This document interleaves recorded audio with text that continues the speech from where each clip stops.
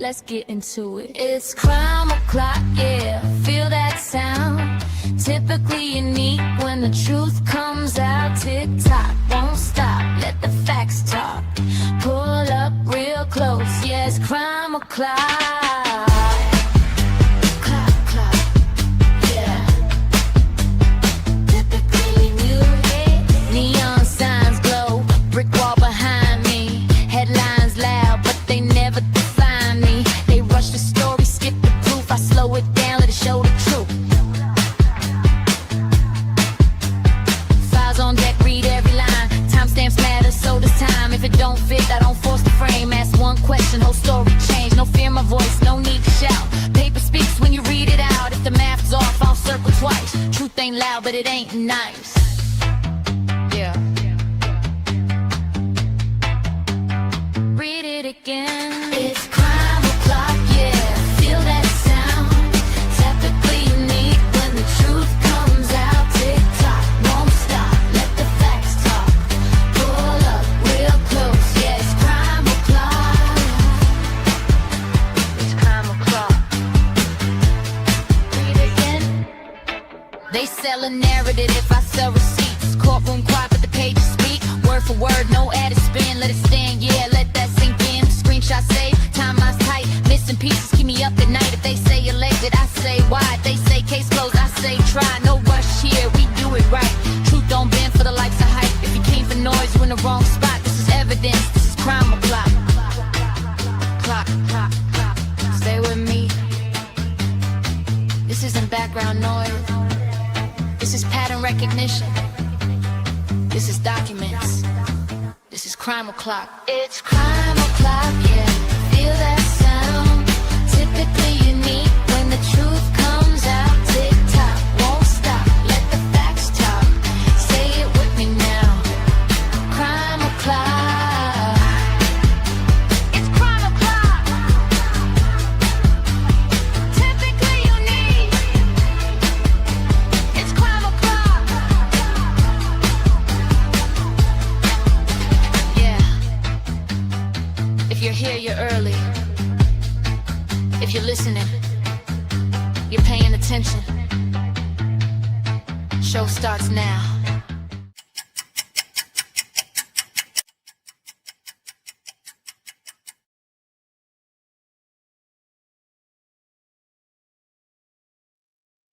Hello, everybody. Welcome back to Crime O'Clock. A little bit late on Typically Unique. I am sorry for the delay. It's Friday. It's the Friday after Crazy Thursday. Oh, that's an inside joke. Hey, everybody that's in chat. I hope you are doing great today. I am in a battle with Microsoft.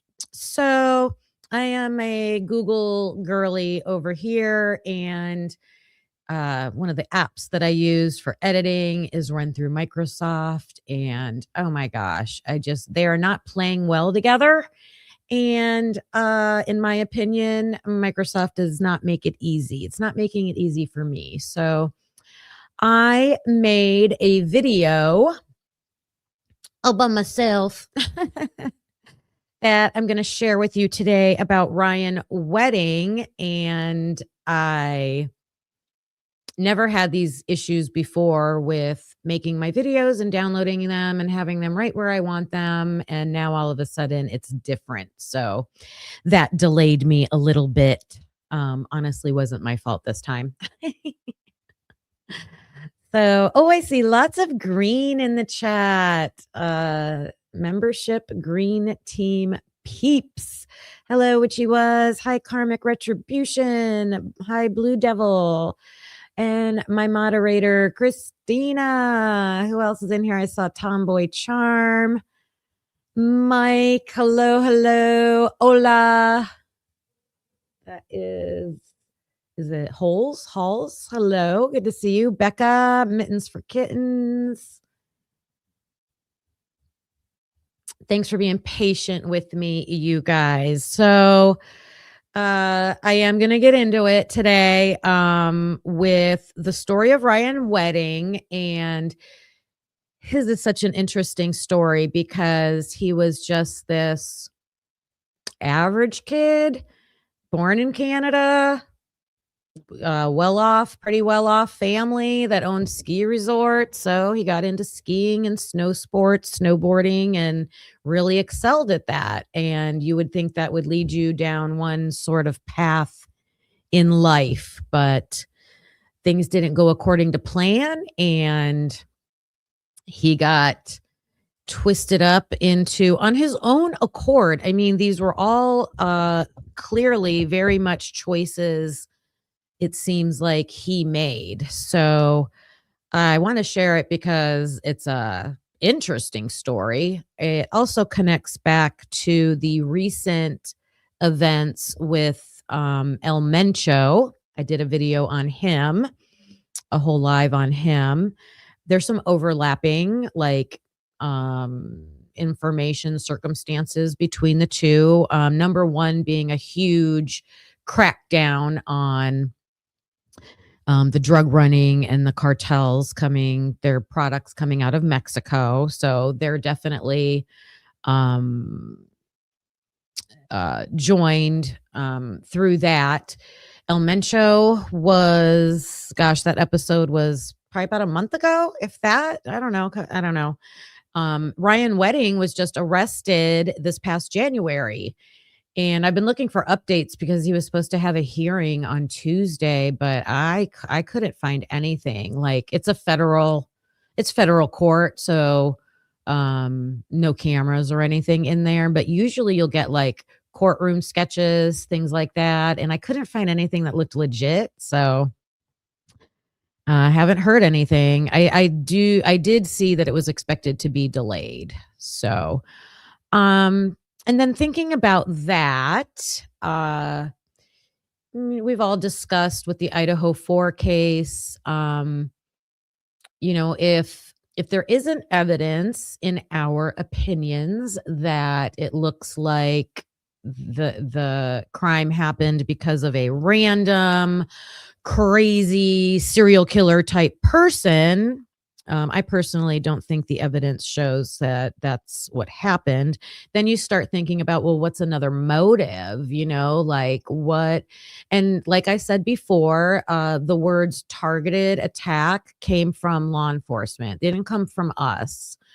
And even them talking about not knowing was the house the target, were the individuals in the house the target, was it one person, many people, like they didn't know that, and it's never been talked about as a motive that way.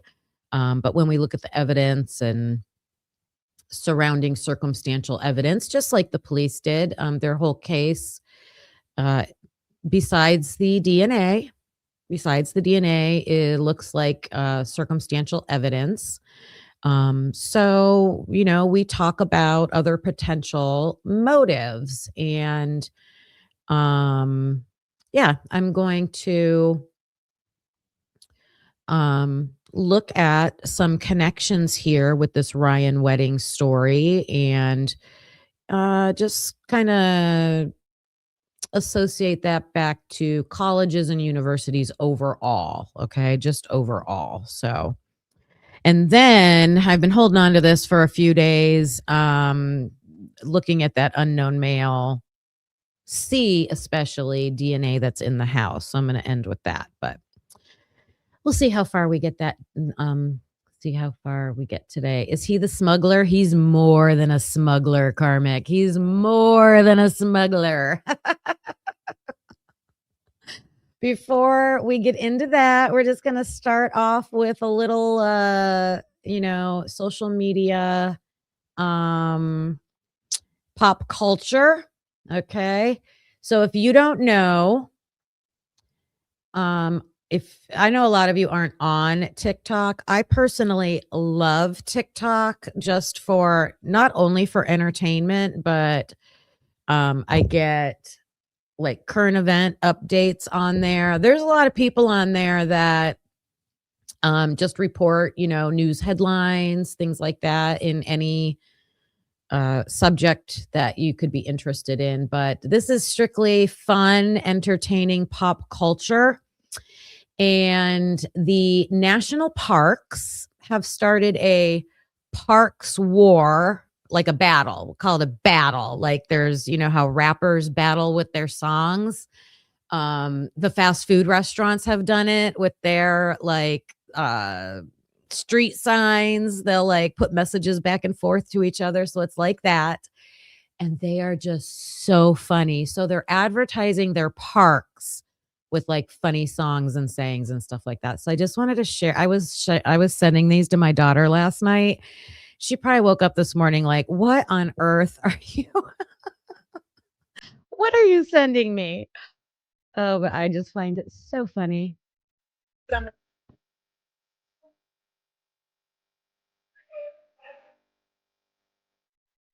First things first, I'm the realest. Drop this, look the whole world feel.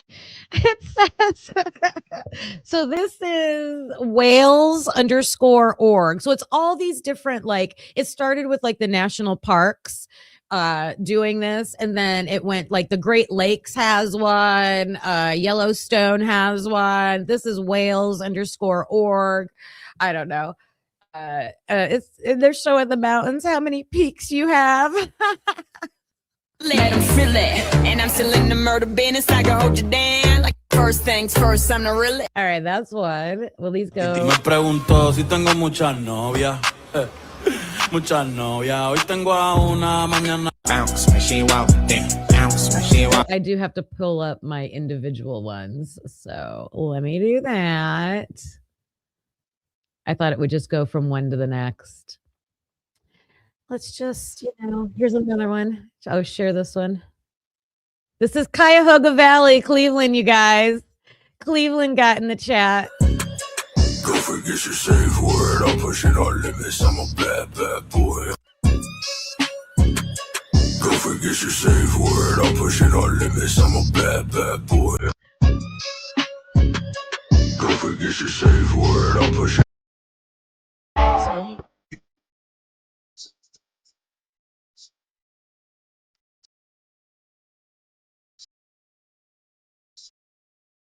Somebody come get her. She's dancing like a street. Pretty close. But Get her. She's dancing like a street.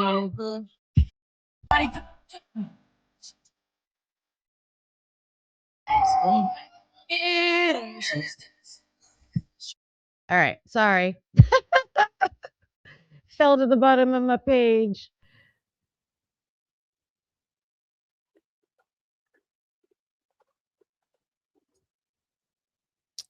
Oh, it stopped sharing. All right, I'll show this last one. So let me know if you have seen this famous TikToker. Working that back. I don't know how to act. Is if you want to be in a lavender marriage, then I'm going to need you to climb into bed with me. I like it like that. She working that back. I don't know how to act. Is if you want to be in a lavender marriage, then I'm going to need you to climb into bed with me. All right, I forget his name, but oh my gosh, I have followed him on TikTok for so long. He used to be like a kindergarten teacher or a preschool teacher, but now he's a counselor. He's an online counselor, but that was Niagara Falls. I just think those are so funny. So yeah, check out the Parks Battle on TikTok. Hey, Jenna. Hello, hello. Hey, Lucy. Lucy, did you see the Cuyahoga Valley one? I know, it's the best music. They have the best music in those songs. And there's a million of them on there. Like I couldn't even pick which ones I wanted to show. Megastar, hello, hello. Thanks for joining in, everybody. All right. I already gave a little bit of background about Ryan Wedding. So I'm going to play my video. Remember, I made this one myself. I know there's a little chunk of it towards the end where I didn't use my right microphone, but it's not too bad. So let's learn about Ryan Wedding, former Olympic champion, turned drug lord kingpin. I don't know if this is going to be the right thing. Nope. That. Nope. Okay. It's this. Shrink. I'm telling you, Microsoft doesn't play. Will you go up there? Let me see. Oh, Jesus. Okay. Hold on. I'm trying something here.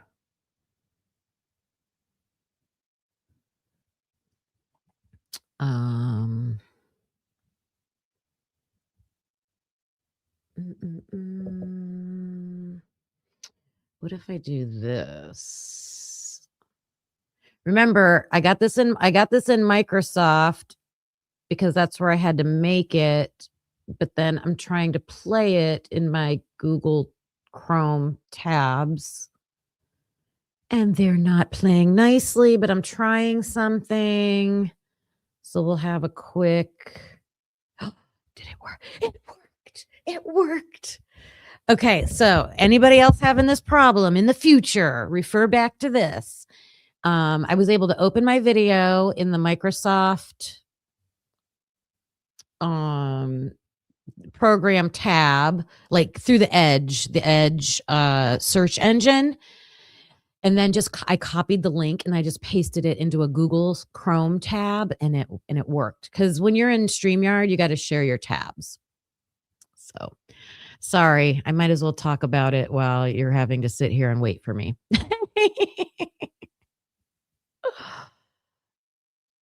This one. There we go. All right. Ryan Wedding. The story of Ryan Wedding doesn't begin in crime.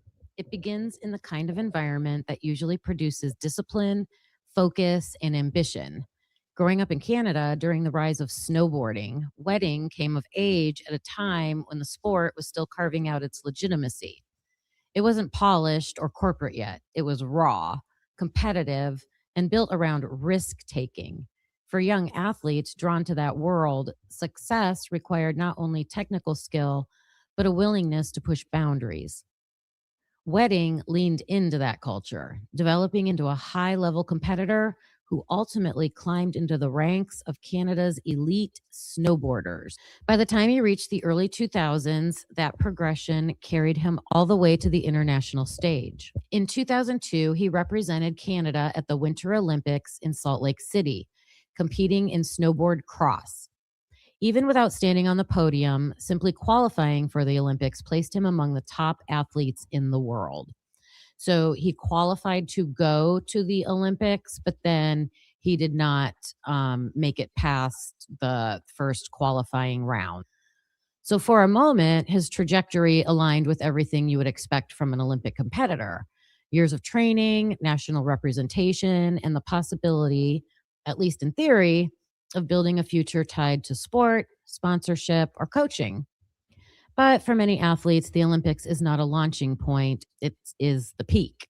And what follows can be uncertain, unstructured, and at times destabilizing. And that's what happened to Wedding. After the games, Wedding's athletic career did not expand into long-term prominence. There was no sustained spotlight, no widely reported transition into coaching or business, and gradually he faded from the public sports landscape. He went back to Vancouver, Canada, and he began working as a bouncer. In that environment, he was exposed to a lot of the elements in the drug world. So it is in this quieter period, according to later court records and investigative reporting, that his life began moving in a very different direction. He also worked hard to change his persona. He started buffing up, lifting weights at a local gym. And through his connections and meeting the people he did as a bouncer, he decided he would make his business selling marijuana. And so that is what he did.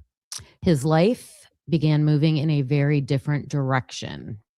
Instead of remaining connected to athletics, he drifted toward the drug trade, initially at this lower level.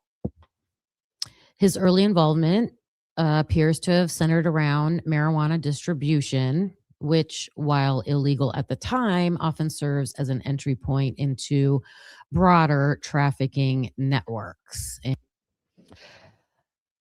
Okay, so he has nothing really going for him sports wise after the Olympics. So he goes back to not his exact hometown. He moves to more like the city, the Vancouver area, and he's working as a bouncer. So he really starts to meet people that, buying, selling drugs, all that kind of stuff. And he's seeing that lifestyle and he's not sure how he wants to have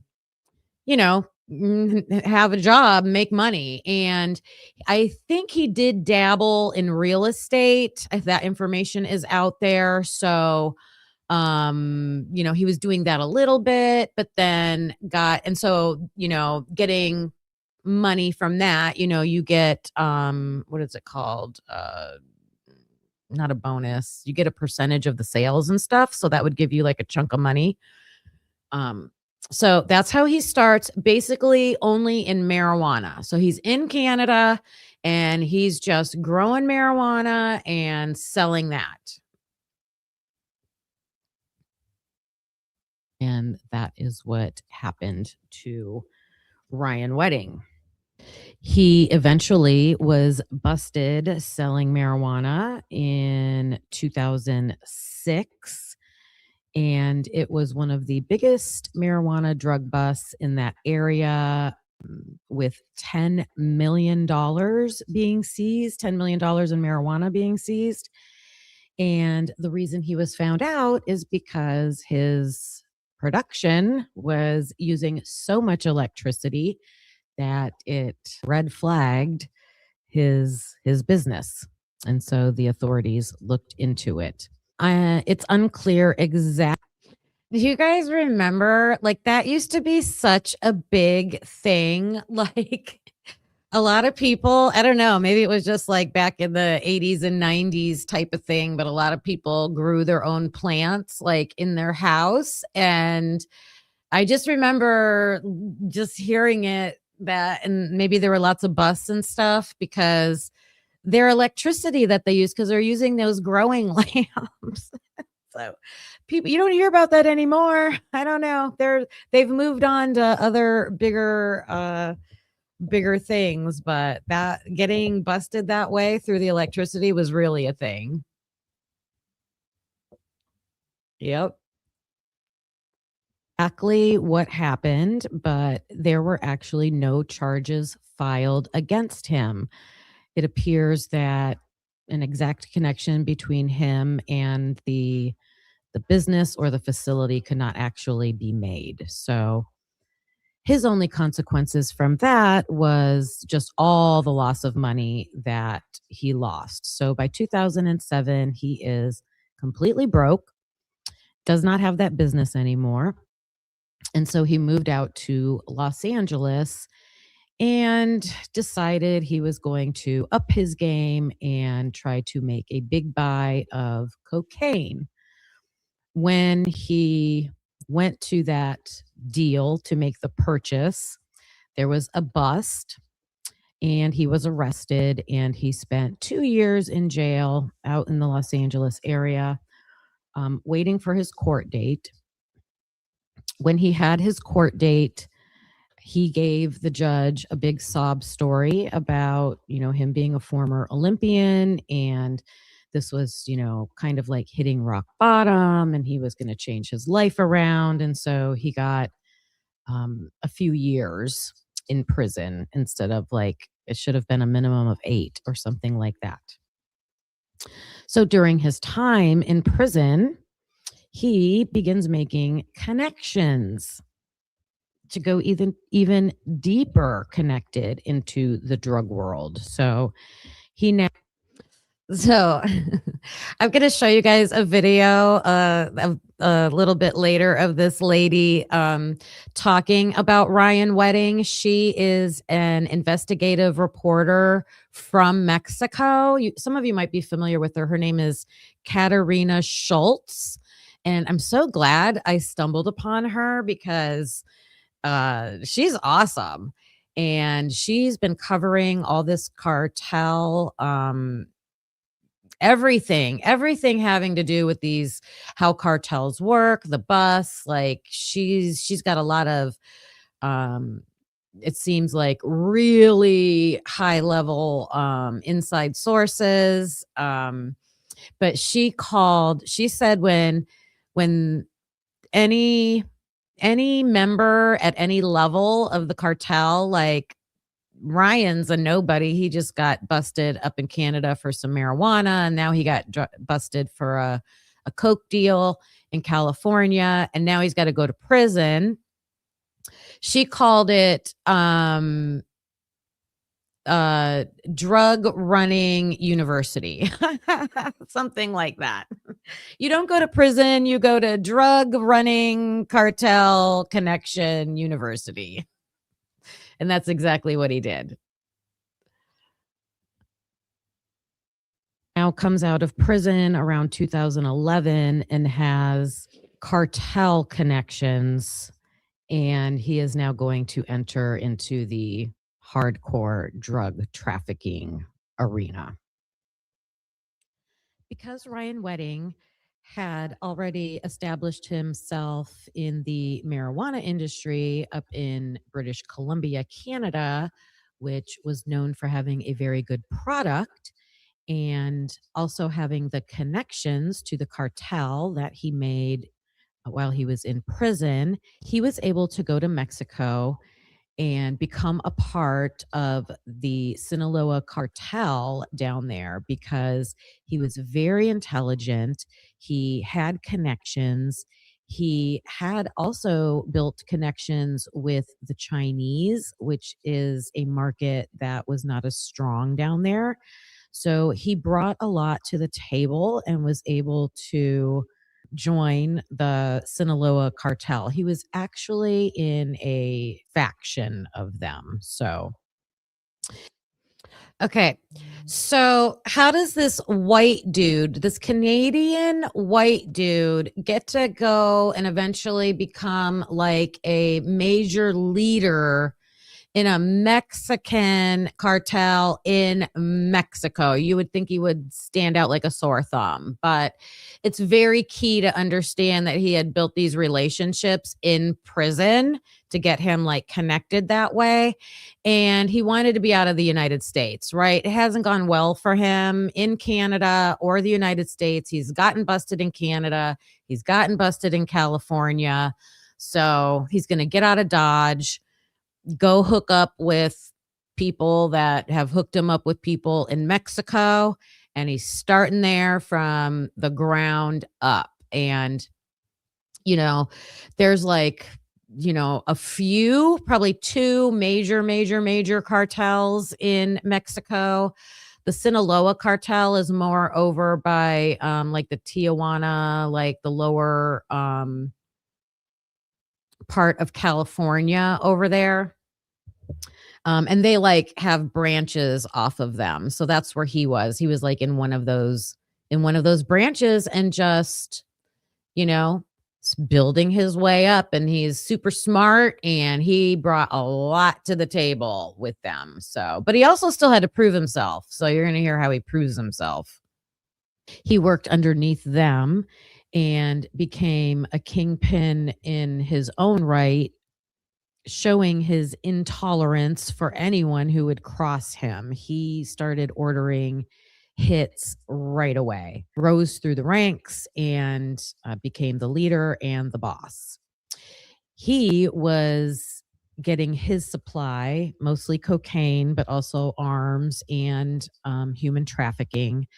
But his supply would come from Colombia, South America, up through Mexico, and then into California. And he would use semi trucks, Once in California, he had warehouses where things would be stashed and stored until they were ready for shipment. His shipments would go up the West Coast into Canada. He was able to be successful at that for many years. Okay. This is the part that, like, if we're going to connect anything back to the Idaho area and possible other motives and things like that for that crime, this is what is huge for me, that the drug cartels in Mexico are shipping their products like Ryan Wedding.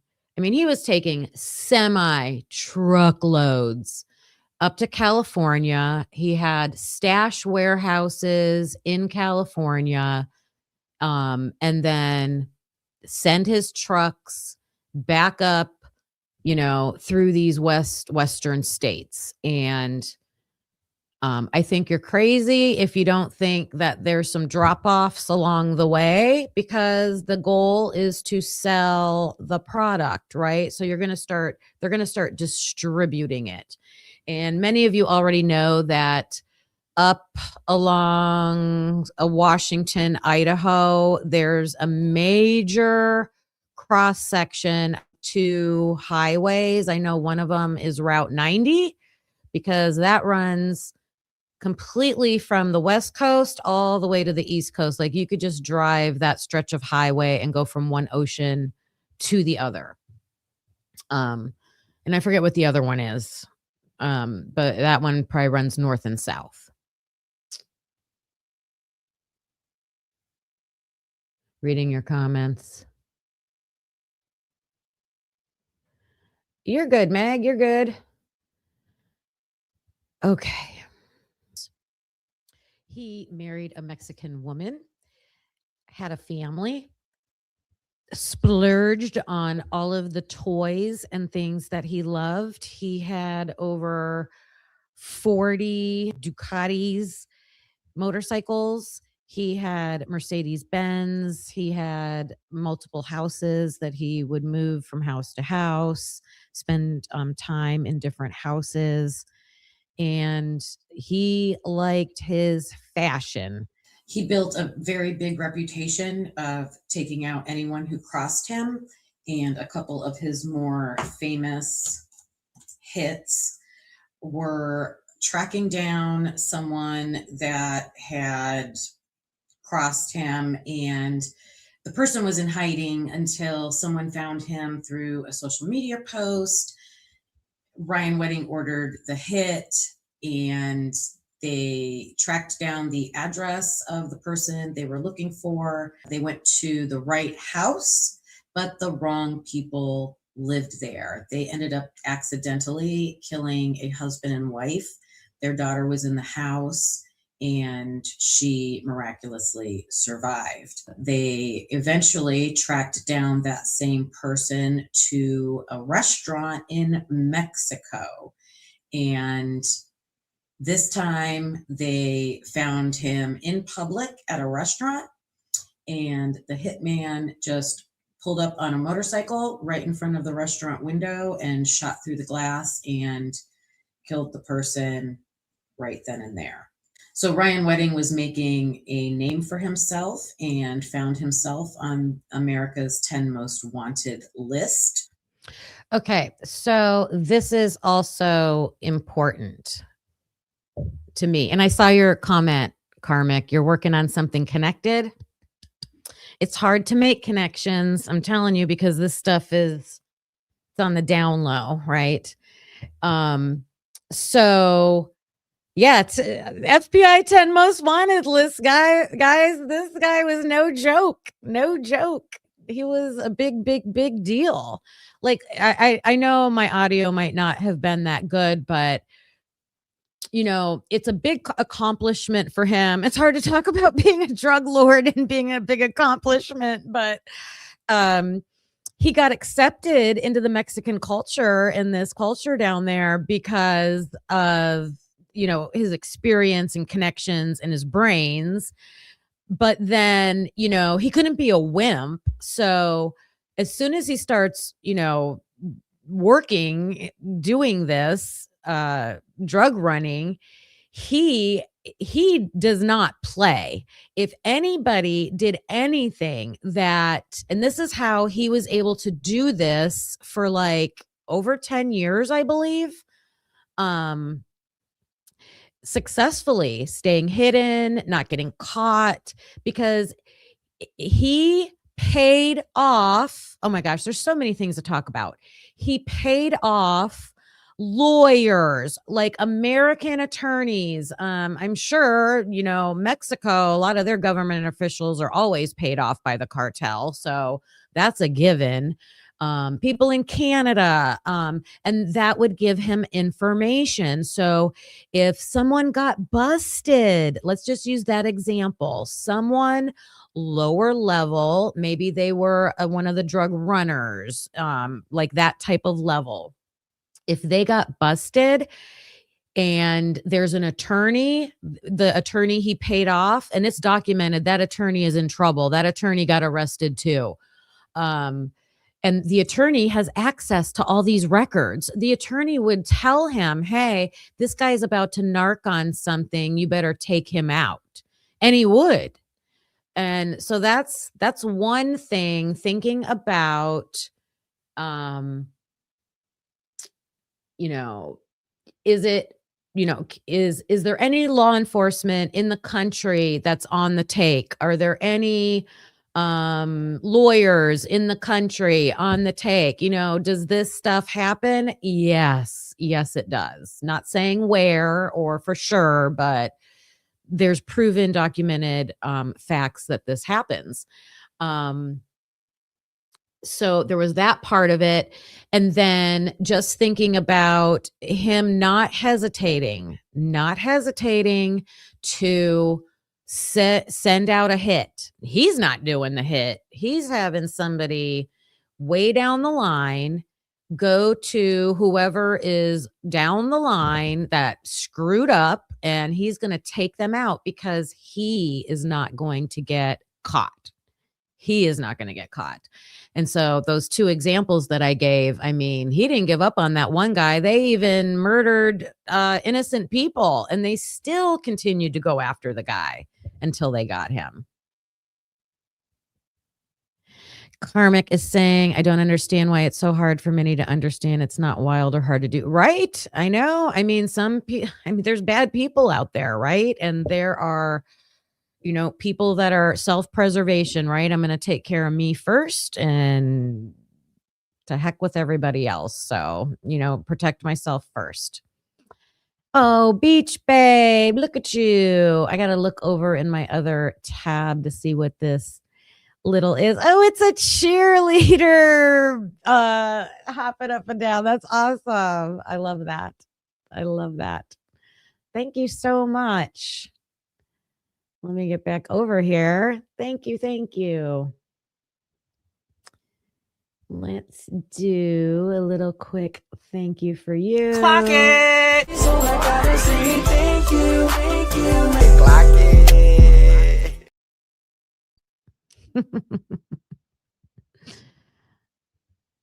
All right. Very rad. I appreciate it. Appreciate donations for sure. All right. Okay. So Ryan Wedding, we proved bad dude. And if you are a runner, let's say, and you're a supplier to a certain area and you mess up, or someone under you messes up, who are you answering to? You're answering to somebody above you. They're answering to somebody above them. It's all like a trickle down effect. It's a chain, right? It's a chain. And so can you handle it at your level without the uppers finding out? I don't know, maybe.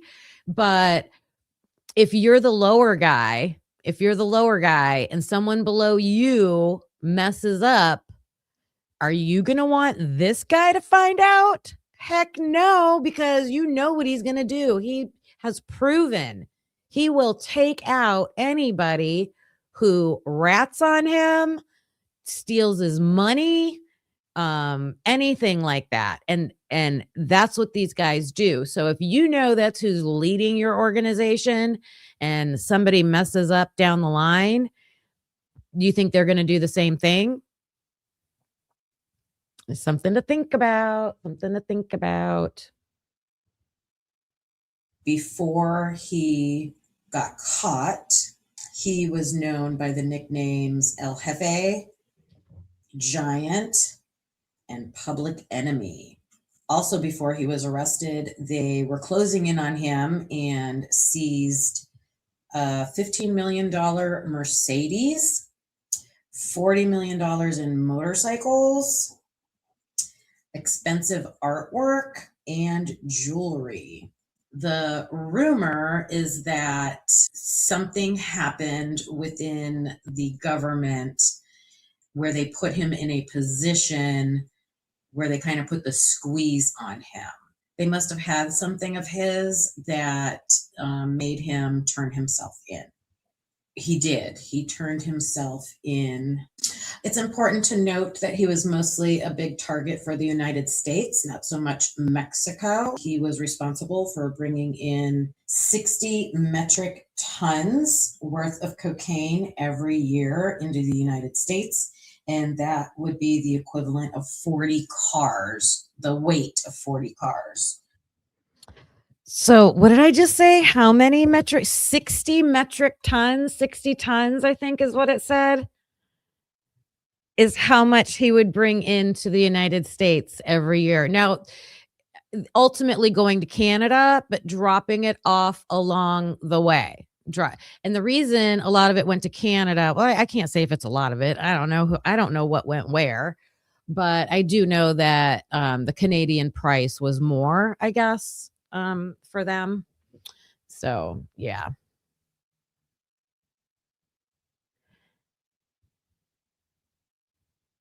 Wait a minute. Where's it at? There it is. Was the weight of 60 metric tons of coke. Some of the strategies that he used while he was in Mexico, he had a girlfriend who worked for a madame, and she was a working prostitute. And he would use her mostly as a honeypot type girlfriend that could make connections with other girlfriends of other high-powered people that he would want to associate with or make deals with. So those were some of the ways that Ryan Wedding, aka El Jefe, aka Giant, aka Public Enemy, and there are many more aliases that he went under. That is how he would operate. He was arrested in Mexico City and later transferred to face charges in the United States, bringing a years-long investigation into a new phase centered on prosecution in federal court. He was arrested in Mexico City, January of 2025, and later transferred to face charges in the United States, bringing a years-long investigation into a new phase centered on prosecution in federal court. Today, Ryan Wedding stands at the center of a sweeping legal case that alleges leadership of a large-scale drug trafficking organization and involvement in acts of violence tied to that enterprise. He has pleaded not guilty, and the case continues to move through the legal system. What remains is a story defined by contrast. An Olympic athlete who once competed on the world stage, later described in federal court documents as a central figure in an international criminal network. The path between those two realities is not marked by a single moment, but by a series of transitions, some visible, many not, that ultimately reshaped the course of his life in ways few could have predicted at the start.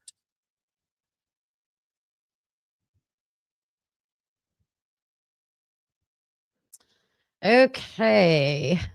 So, isn't that crazy? Little white boy from Canada turns Mexican drug pin. So, yeah. crazy story. And then I wanted to share some extra information. Let me pull this up.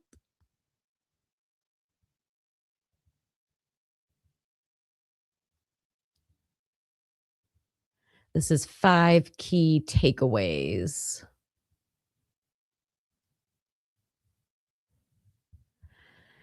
Hi, everybody joining in. Please hit that like button if you would, and share your thoughts in the comments. Okay, so here's some extra supporting information. This was from February 23rd.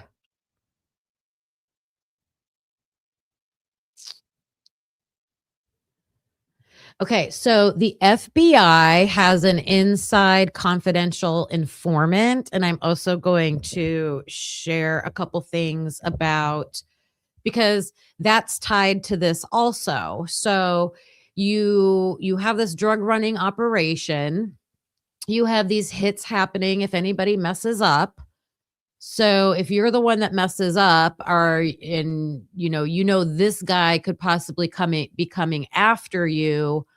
Do you turn state's witness or do something as a confidential informant to get police protection? Like, that's another thing that happens. So his right-hand man actually got caught, and a lot of people are suspecting that maybe he's the one that like gave away his location.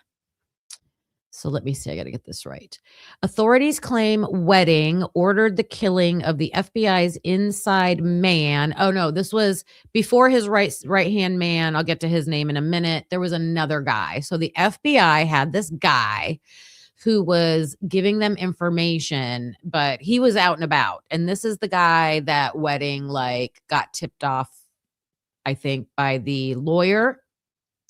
He was from Montreal, and his name was Acevedo Garcia. And he ordered the killing in retaliation.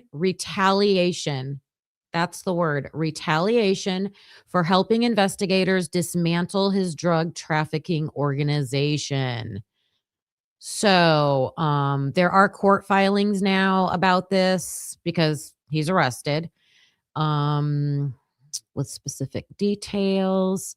It's called the Wedding DTO in court records. The drug ring has been described by law enforcement leaders as a $1 billion a year operation that moved massive amounts of coke from Mexico through California into Canada and orchestrated murders against rivals or enemies.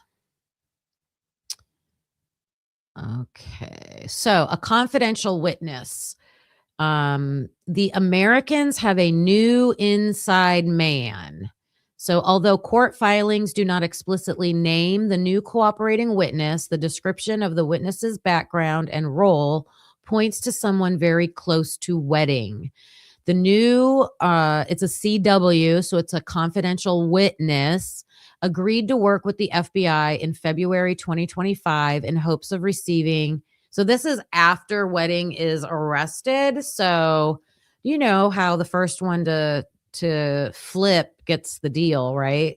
It's probably what happened. The witness began working with the Wedding drug organization in early 2015. So this person's been with him for a long time.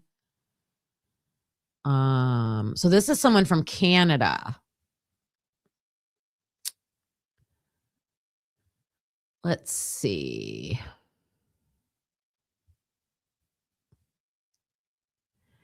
Oh, they're guessing who it is. So this confidential witness is not named, but isn't it interesting how the newspapers can speculate? So this news article is speculating. So they're assuming a candidate who appears to match all these details is Andrew Clark, the former Ontario landlord.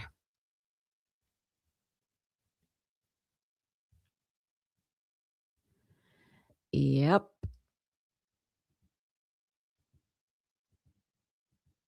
Okay, here it is. He has been described as Wedding's right-hand man, and he's facing murder charges himself. So no one knows for sure, but I've heard a lot of people speculate that it's him.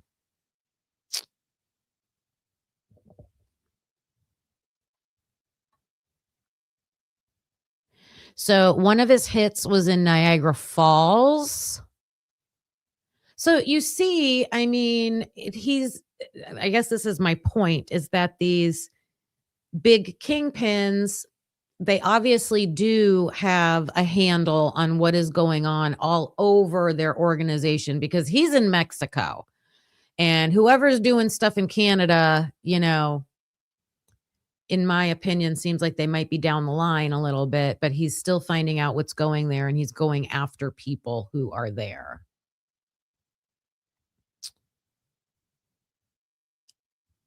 Oh, I wanted to point this out. Do you see this photo with the black box over the person? So I spent some time in Mexico a few months back, and at the hotel, when the news was on and they were showing anything crime related, they always put a black box over their eyes. Isn't that weird? It's a cultural thing. Lucy. Only white sedans. Only white sedans.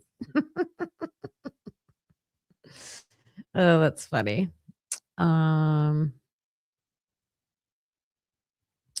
See if there's anything else.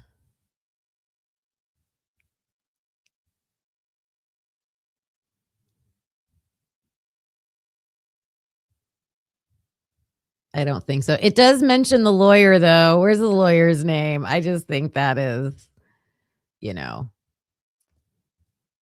although it's like the mob, right? Didn't the mob always have somebody that was their lawyer, right?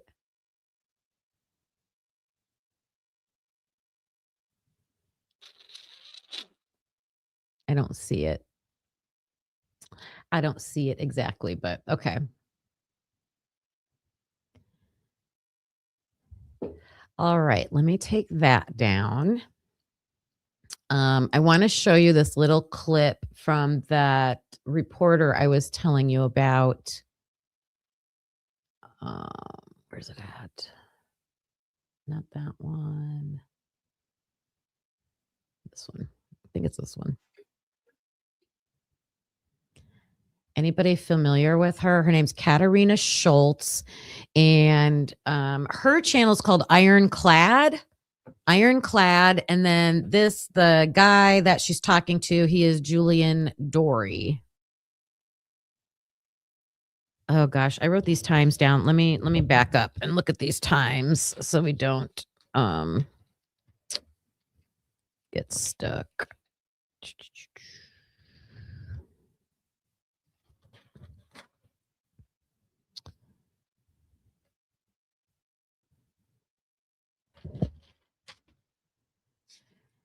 I've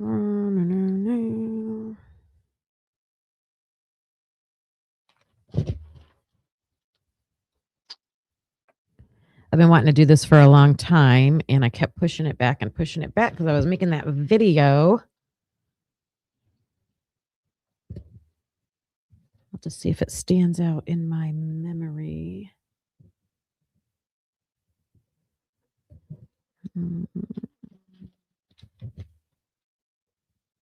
You got to take good notes when you're doing these things.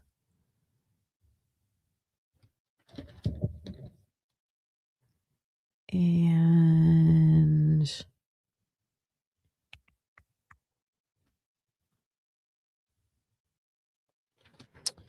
I don't see it on here. All right. I know what I want to show anyway. This is, oh, I know what it was. He takes a break, and it's right after the break.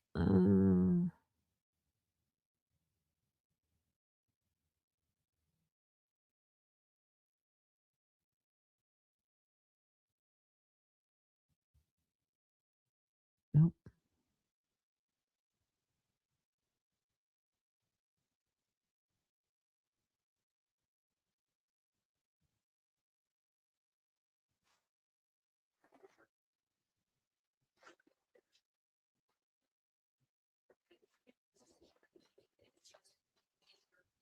think it's farther.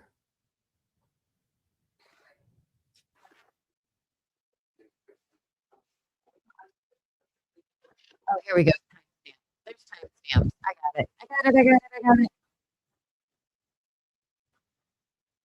Here we go.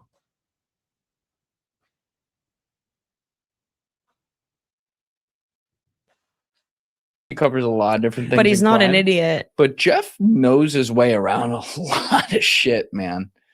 For sure. Like, I'm agree. impressed with his cartel knowledge on stuff. But anyway, you were saying, so he becomes at some point there in the 2010s, he's like a top-ish dog kind of deal. And he got on to the FBI 10 most wanted in the last few years, right? Yeah, and I had been talking about it, and everyone's like, Yeah. nobody knows this guy. And I'm No. like, well, you're about to. They do now. And now they do. And everyone was like flipping out about it. And I was like, I fucking told you guys. Yeah. Sorry, not me. That's my age showing. I told you. Right. No. So I told you she is this investigative reporter in Mexico covering the cartels. And she's like, she knows her stuff. And she's talking about Ryan Wedding. And she's like, I kept telling everybody, you're going to be hearing about this guy. You're going to be hearing about this guy. And they're like, no. And then boom. She's super smart, super nice and super smart. Now, does Cash Patel pay you in cash or a check in the mail? These guys are funny. It's like a Mossad transfer through his girlfriend. Oh.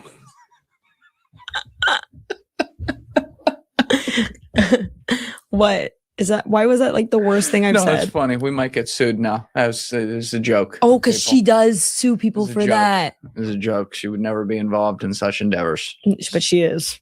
Damn it, Kat. She just I'm trying to help you out. I'm also a girl who likes medium ugly guys, but sister, Okay. let's be for That's a bridge too far. Just saying. One eye's going one way, the other guy's. I can't figure out who they're talking about. Are they talking about Cash Patel? Are they talking about oh, they keep saying a name that starts with Mossad. Which one are they talking about? I don't know. She said I like medium ugly guys. This is just ended. This is a great interview, and it's also great information. Going another. That's all I'm saying. I can't believe that was the most out of pocket thing that you thought I said. But she actually does take legal action, huh? She does. She Who'd does. she sue? I think CB. No, she sued a Did she sue podcaster. Candace Owens? Was that it? No, Who's the guy? France sued Candace Owens. Who'd she sue? Specifically Kyle Seraphin. I don't know who that is. Elijah Schaefer. I don't think I know who that is either. And Samuel And Parker. Samuel Parker. I thought that was a meme account. Samuel Parker. Isn't that like the fat meme? No, guy? he's a former Utah Senate Republican Party primary I'm candidate. thinking of someone different. Okay. Podcaster. Yeah. So, we're just making jokes here. Bro, That's if what I we do. sued It's a comedy everyone podcast. for who came at me saying some Yeah, shit that's like lame. this, That you can't. That's grow a backbone, get a hobby. Yeah. Okay. Like literally less embarrassing if you download Candy Crush and play it for 4 hours a day. Come Yeah. on. I love her. If I was her, I would have leaned into it. But then you can't. That one you might not be able to lean into, but like just let it go. Like, who It's cares? not a big It's not- deal.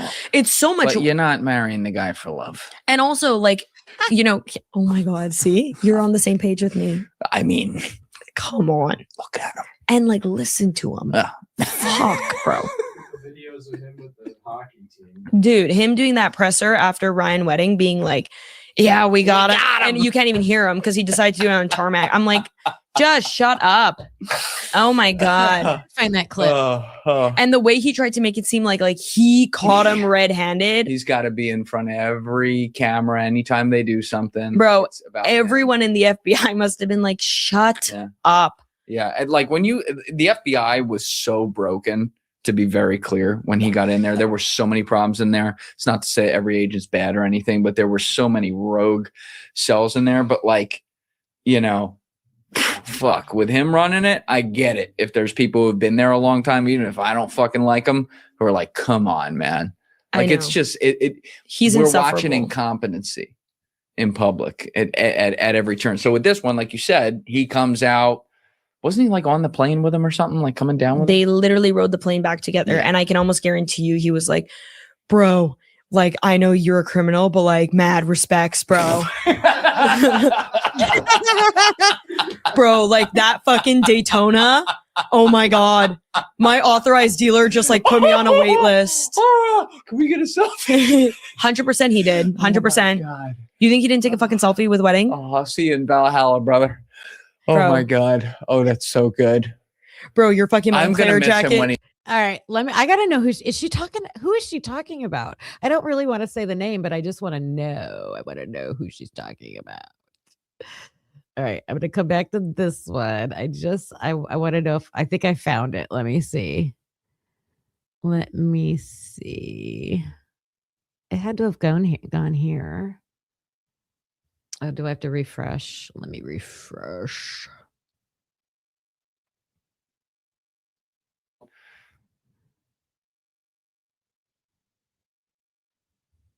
Oh, there it is. Okay.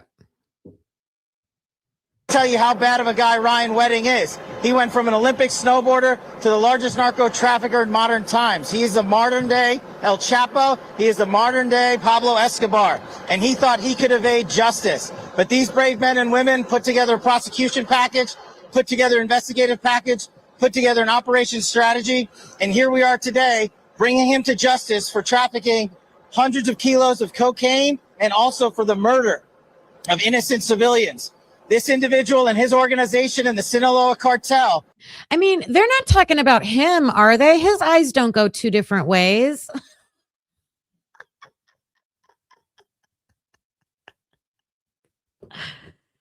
She talked about her nationality. I think she is Mexican. I just want to know who's Mossad. Let me see. Does someone else speak? Let me see if someone else speaks. Who says we got him? It's not that. I'm looking on my phone real quick.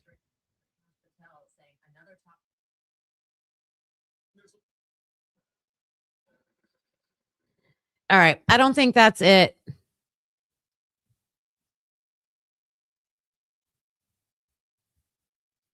I agree, Mittens. I'll let it go. Sometimes I get carried away.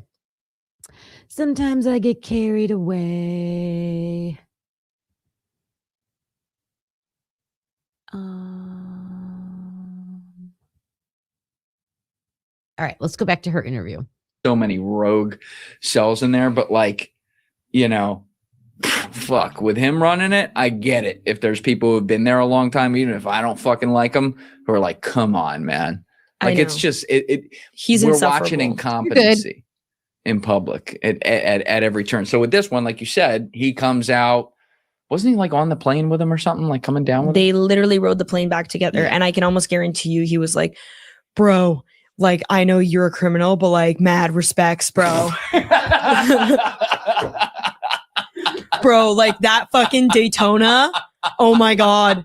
My authorized dealer just like put me on a wait list. Can we get a selfie? 100% he did. 100%. God. You think he didn't take a fucking selfie with Wedding? Oh, I'll see you in Valhalla, brother. Oh Bro. my God. Oh, that's so good. Bro, your fucking I'm gonna Moncler miss jacket. him when he's gone because it is a lot of fun to make fun of him. That part I'm gonna miss. It's entertainment. He's not even a moving target. He's just still. But you don't know where to aim because this eye's looking at the fractals and that one's, you know, it's like, whoa, wait a minute. It gets you all disoriented and shit. Like when they put you in those like fake drunk goggles, you're like, what? Where is was something close, like personal to him that they used against him. Oh, this is important. can't- This is important because Ryan Wedding turned himself in, unlike El Mencho, where they went and shot him, captured him. This was not a capture of Ryan Wedding. He turned himself in and gave himself up. Wait a minute. It gets you all disoriented and shit. Like when they put you in those like fake drunk goggles, you're like, what? Where is he? Yeah, I You know? almost feel like they probably just captured him so Cash could have a little like shindig with him. That's right. So what happened though? Like, what do we know and what are we unsure of that led up to this? I'm actually sure about exactly what happened. Well, let's put it on the record, Katarina Schultz. So he was basically strong-armed by the US government into surrendering himself. And how did they do that?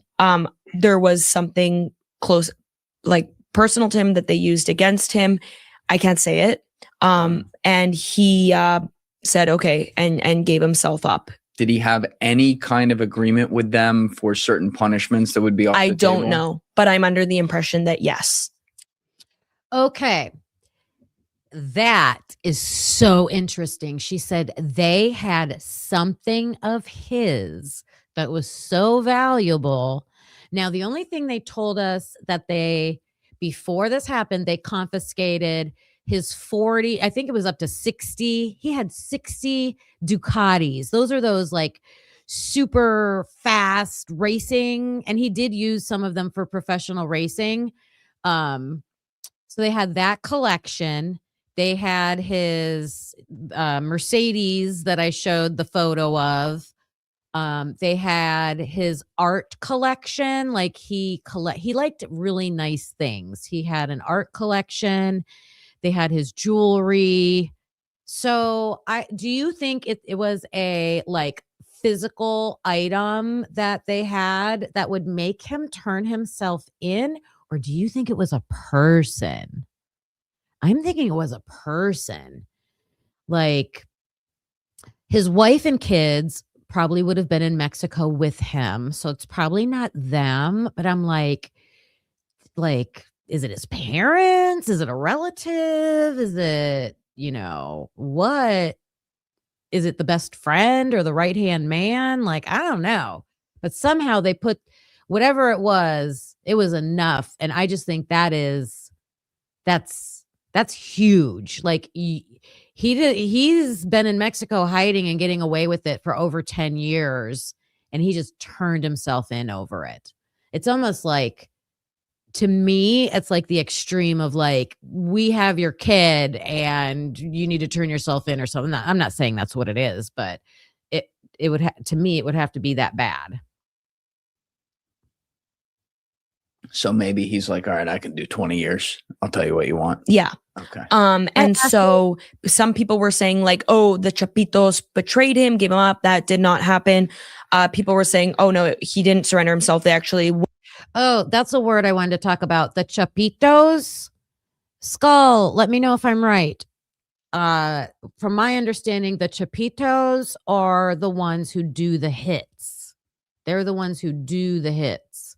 So within a cartel, they have the runners, the smugglers, the drivers, the sellers, whatever else, the laundering people. And then they've got the Chapitos that I believe those are the ones that do the hits.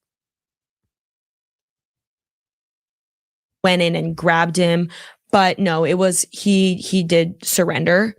And obviously like Cash Patel was in Mexico City when it happened. They tried to say like he was going for something else. When the fuck does Cash Patel ever go to Mexico City? What are you laughing at? No, it's a good point. I don't know why Cash Patel would be in Mexico He City. vacations in Tel Aviv. Yeah. I can't help it. I appreciate it. Oh, because then I do. Stuff. You don't have to do it, right? No, we've done it. It's Okay, just good. funny to hear someone else do it. I mean, come on. I always have to say, like, don't sue me. And it's just a joke, but You can fucking sue me. I don't give a shit. I know you don't. Like, I live in Mexico. What are you gonna do? Yeah, come get you. Extract me? That's right. Oh, I mean, maybe Be a fucking great story. Maybe that would help your brand. Yeah, Mossad just distracted me from Mexico, and it was Mossad in the shape of Cash Patel. In the shape of Cash Patel. Yeah. How Hindu of you. Okay. All right. Is he even Hindu? I don't know. This has gone too far. Okay, it's I nothing know. personal, Cash. Oh my You're God. funny. I'll just never forget him going on Sean Ryan's show and saying, if I were put in charge of the FBI, I would turn the J. Edgar Hoover building into a fucking museum day one. It's like, no, you won't. Did he go on Sean before or after me? Before. Mm. Yeah.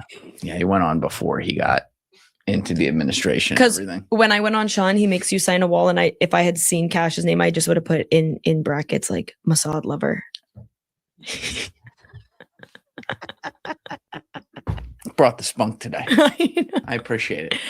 Well, I also know that, like, especially, I mean, you know, it's mostly this operation, the wedding operation, that where I was like, oh, shut up, Cash. Like, I know a lot of people, especially a lot of girls that I know, were like, fuck Cash after the whole hockey room thing. Oh, it's that was the cringiest. I don't know if I've ever had. I think she has more to say about at least in the past.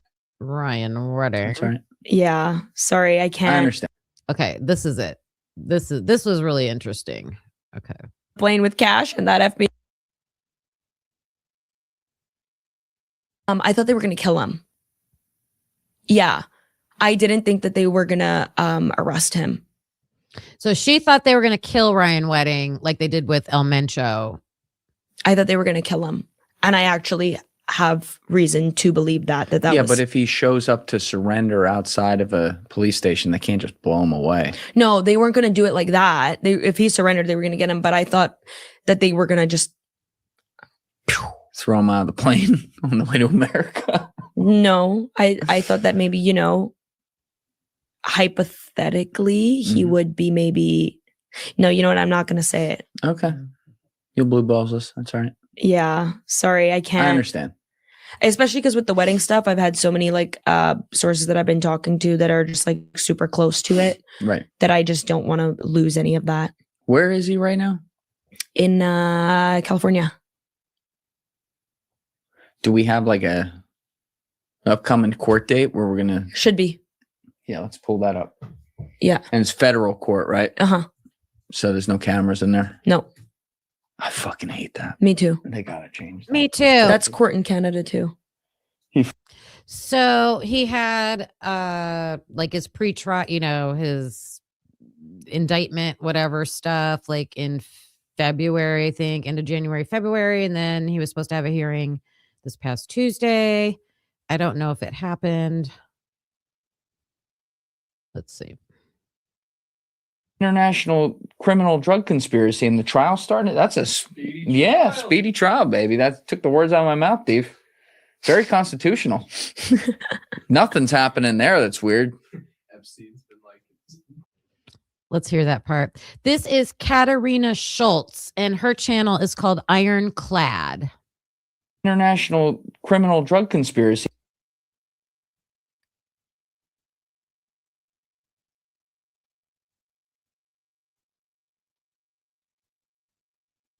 Okay. International. Oh my God. Back it up a little bit. There we go. That's all right. Yeah. Sorry, I can't. I understand. Especially because with the wedding stuff, I've had so many like sources that I've been talking to that are just like super close to it. Right. That I just don't want to lose any of that. Where is he right now? In California. Do we have like a upcoming court date where we're gonna? Should be. Yeah, let's pull that up. Yeah. And it's federal court, right? Uh-huh. So there's no cameras in there? No.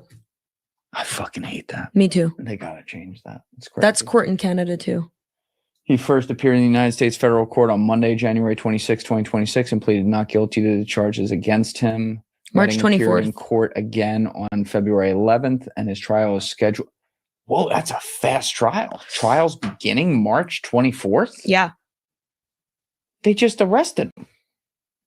This is like an international criminal drug conspiracy, and the trial started. That's a speedy trial, baby. Trial, That took the words baby. out of my mouth, That's how you Steve. do it. Very constitutional. Rooting for him, right? Nothing's happening there. That's weird. Yeah.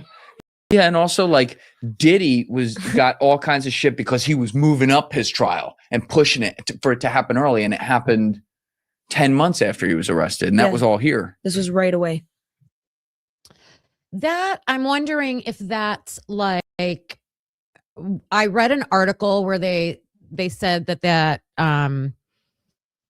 so the hearing was supposed to be March 24th, or trial was supposed to start March 24th, you know, speedy trial rights, but something about it wouldn't happen because they had so much evidence against him. But doesn't that make sense? Like, you want to hurry up and go to trial. You don't want them to have time to like sort through all the evidence against you, I guess. Yeah, Mike, someone with the last name Patel said that it causes issues. That's such a common last name, though. Lots of doctors, lots of Dr. Patels around here, anyways. Yeah. What are we missing, Katarina Schultz? I don't know. I'm curious to see if he's going to dime people out. I know that he was pissed off that his ex right-hand man, Andrew Clark, who's also in jail, dimed him out, like gave a lot of information on him. He's saying like, so that's another term I didn't know is dime someone out. So you're going to snitch, you dime them out. I haven't heard that one before. the canary. I don't know if he will. His lawyer Colombo said that he's not talking. He's not talking. But I His think lawyer's not actually named Colombo. it is. And he's a very famous lawyer. Come on. He's like a mob boss lawyer. Really? Jeff knows him. With a name like Colombo. Of course, Jeff knows him. With a name like Colombo. Come on. It's literally Peter Falk. Yeah. What's Ryan Wedding's lawyer's name? Anthony Colombo, whose grandfather, Joe Colombo, was a wow. Yeah. You can't make that shit up. This is Joe Colombo's grandson. Listen to this, you guys. Ryan Wedding pleads not guilty as his lawyer, the grandson of a New York City mob boss, insists he did not surrender. Ooh. Anthony Colombo, whose grandfather, Joe Colombo, was a long-reigning boss of the New York City crime family of the same name, is now representing the accused former Olympian turned alleged narco trafficker. This just keeps getting better and better. Representing him in court. Your Honor, my guy is fucking innocent. Okay. He never did a goddamn thing. Nothing. And he's not saying shit to the prosecutors. Oh my God, that's awesome. Mm-hmm. I thought that was a joke. No. I thought it was Colombo. Yeah, that's him. Oh shit. Okay, so we're monitoring the situation. That's all we're doing. Okay. Yeah. Has there been any... But I did want to clarify like his capture because like everyone, so many people are like, no, he did not surrender. He did. He did. He did. But the pictures were fake, obviously.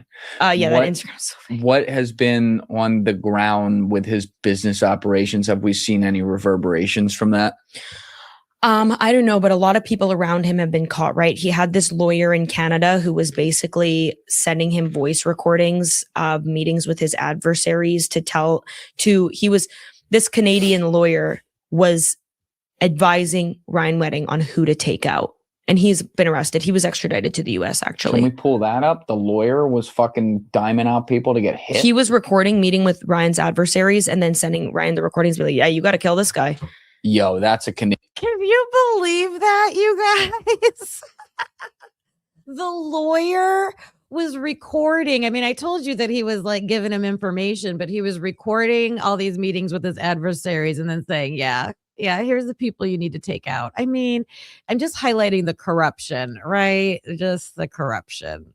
Canadian Saul Goodman right there. Oh, yeah. No, literally. We need that show. Yeah, I know. He's got like fucking corny ass commercials, gets off from the camera, calls him up, be like, yo, whack that guy. No, literally, that's what was happening. I think he's already extradited to the US. Sometimes real life is just even better than the movies. No, it really is. I say that all the time. You can't even make this shit up. Reality is way more shocking than fiction. Sheriff No, Department- wrong. No, well, that's definitely Definitely. That's his girl. Business ain't a booming then, pal. I mean, come on. She's a corpse. Oh my God. Whoa. Whoa. Listen, that's me, not you. Don't worry about it. I'll take the heat for No, that. it's just so funny that Deepak Paradikar? Come on. Why did you say it?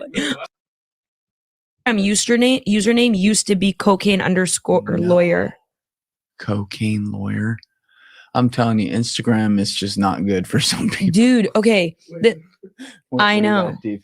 Post it. Paradikar had previously been reprimanded by the Law Society of Ontario in 2017 for posting a photo on Instagram with the caption, "Cocaine lawyer, 2.5 kilos of cocaine charges dropped." Straight word, homie. So, all right. Enough background with that. So, got some people still in here with me. So let's talk about. Let's see if I can get this. It's plugged in. I want to show you something that I've been. Wait a minute. Which one is it? Is it the hot? Microphone keeps moving. I want to use my document camera, but it's been so long.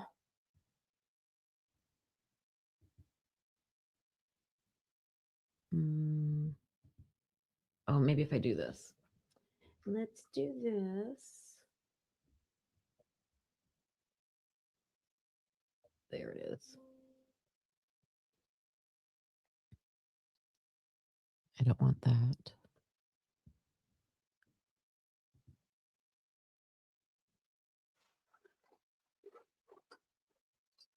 Okay.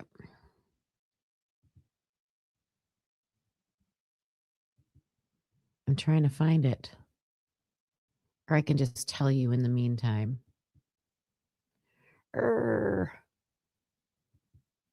Okay. So, with the DNA and the Idaho 4 case, okay, we know that there's unknown male DNA. And I think that is extremely important to keep throwing that out there.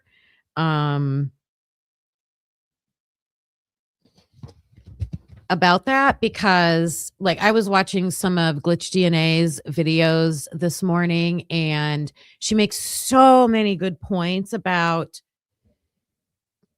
with the process of crime scene evidence collecting and evidence testing.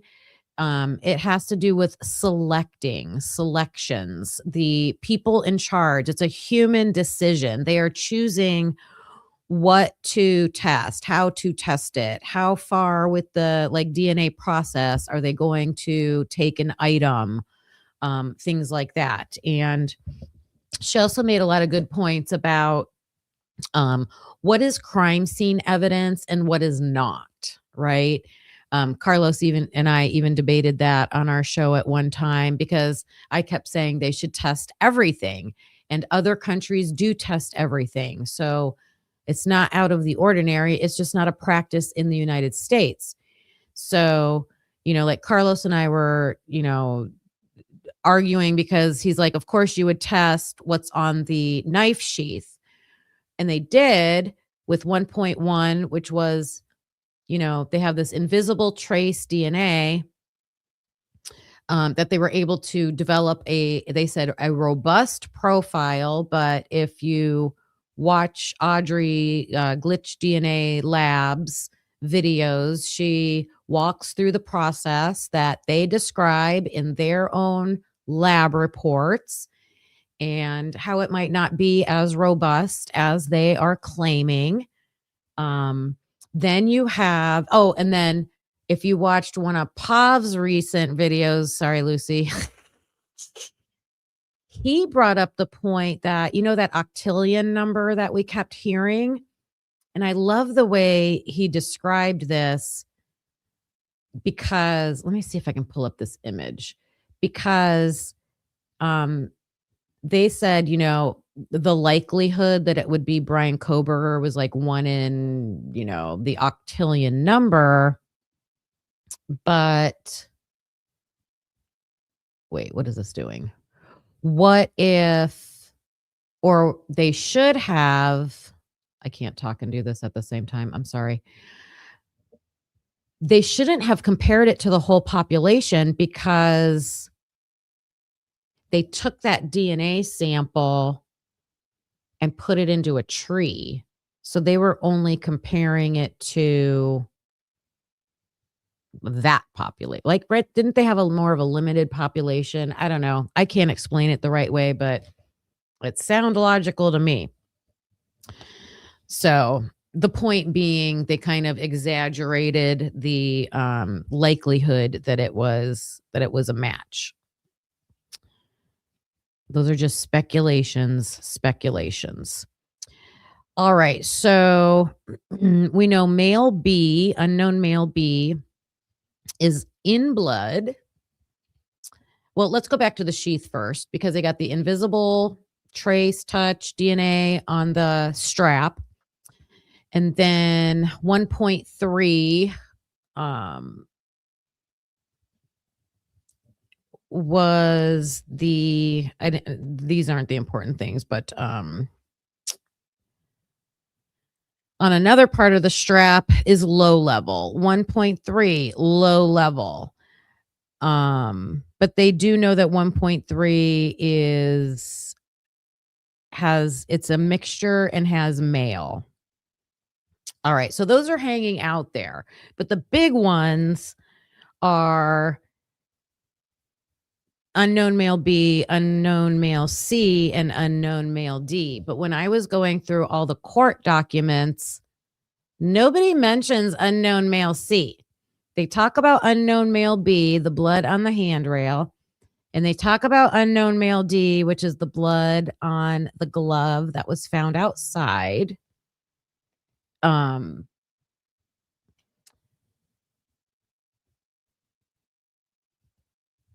Let's see.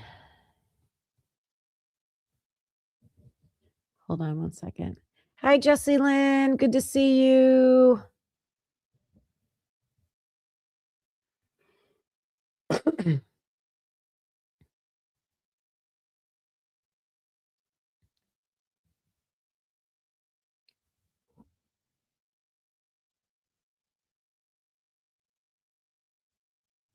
Hey, Circus. I'm not tippy-toeing. I was just warning Lucy because I like Lucy. She's my friend. So I'm like, look out, girl. I'm about to talk about him. That's all. Yep. All right. So here's what I want to show you.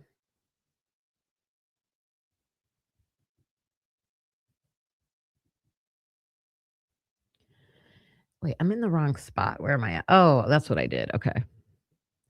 That's why I was in the wrong folder. Let me pull up this folder.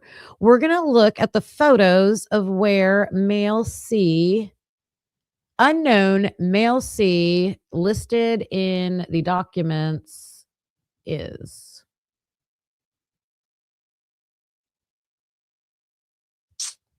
Okay. Share this tab.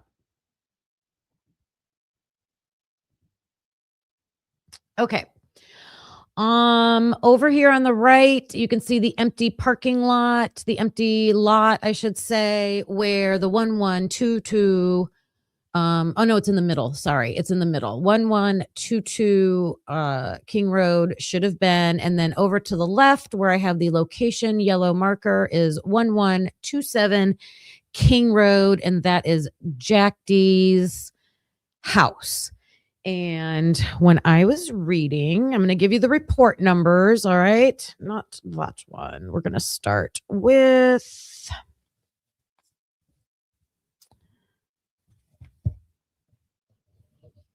Okay. On report 11, if anybody's ever interested in looking up what I'm talking about, we've got, no.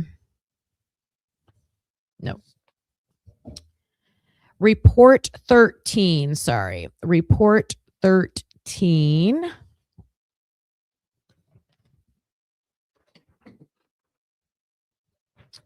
I've gone through this so many times and I still don't have it. Here it is. Okay.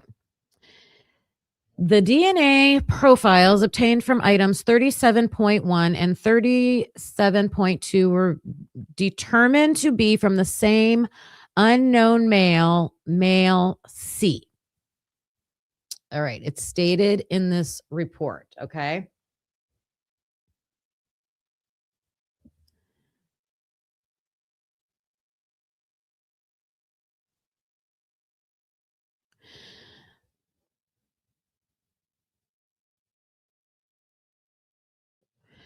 The major unknown, wait a minute.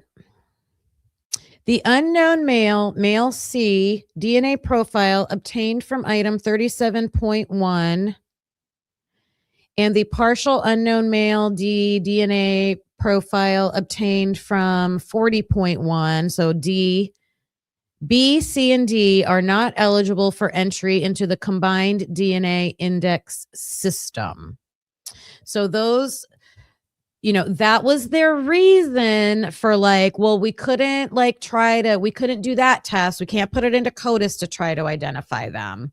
And then they chose not to do any genetic profiling with those. I wonder why.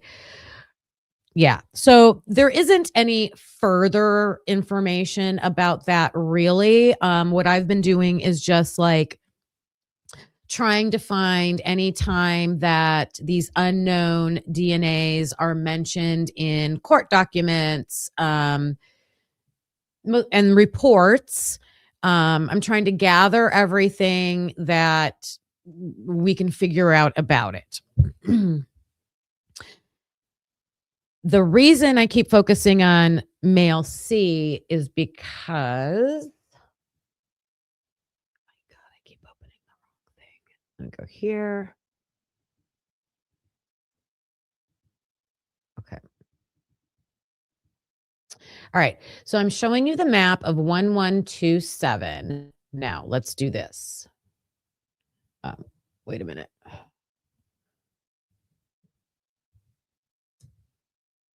Yep. Okay. I didn't use Zillow. What did I use? I used this one.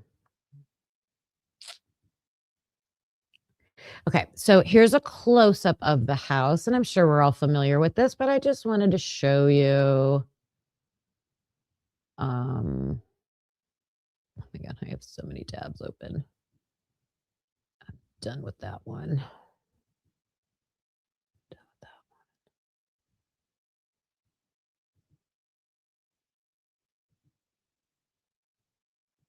This one. Okay. We're going to look inside and I'm going to show you where they say these blood swabs. So it's blood.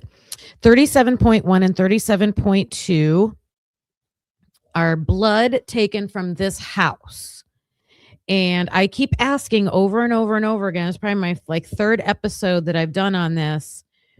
Why did they go to, now I know that why they would go here, right? It's the ex-boyfriend's house. So I understand that, but it's unknown blood. It's not Jack's blood. So I am not in any way saying that Jack has anything to do with this, but I'm questioning whose blood is in his house. Whose blood is in this house? It can't be any of his roommates because you never assume, but you would assume they would have eliminated everybody, right? So some stranger bled in this house that the investigators somehow knew that these random blood stains were important to the crime to label them 37.1 and 37.2. But then there's no other information about that.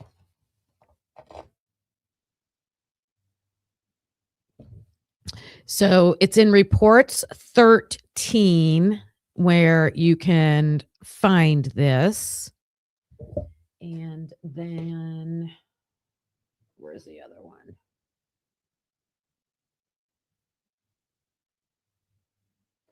Okay.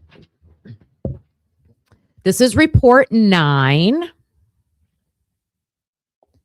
And it says items 40.1, 40.2, 40.3. I believe those are the glove. And a portion of items 37.1, 37.2, 38, and 39. We're going to talk about that in a minute. They were forwarded for DNA analysis. Results will follow in a separate report. And I believe those reports all say, oh, they weren't good enough samples. We couldn't get anything out of them. The actual address is in the report. This is report number 9. It says 1127 King Road, apartment 1.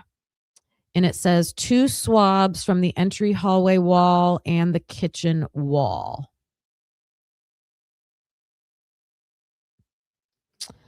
The entry hallway wall and the kitchen wall. So looking at these photos, you're in the kitchen here. You can't really see the entry.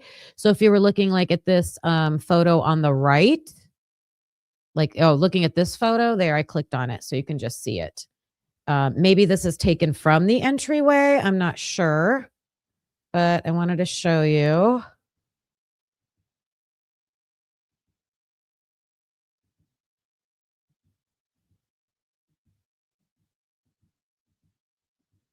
Coming up. Wait, was it that? Right there.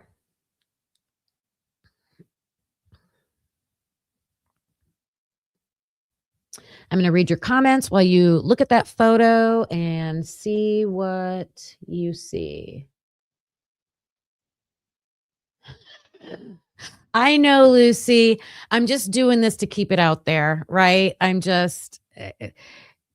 This is, if it's a nothing burger, then clearly somewhere it should just say, like, this has nothing to do with anything, but I haven't seen that anywhere. The only thing is that they don't talk about it in the court documents. But I've asked Audrey from Glitch DNA Labs. She seems stumped. I've had little conversations with Lucy and Miss Potts, and it's confusing to everybody. So,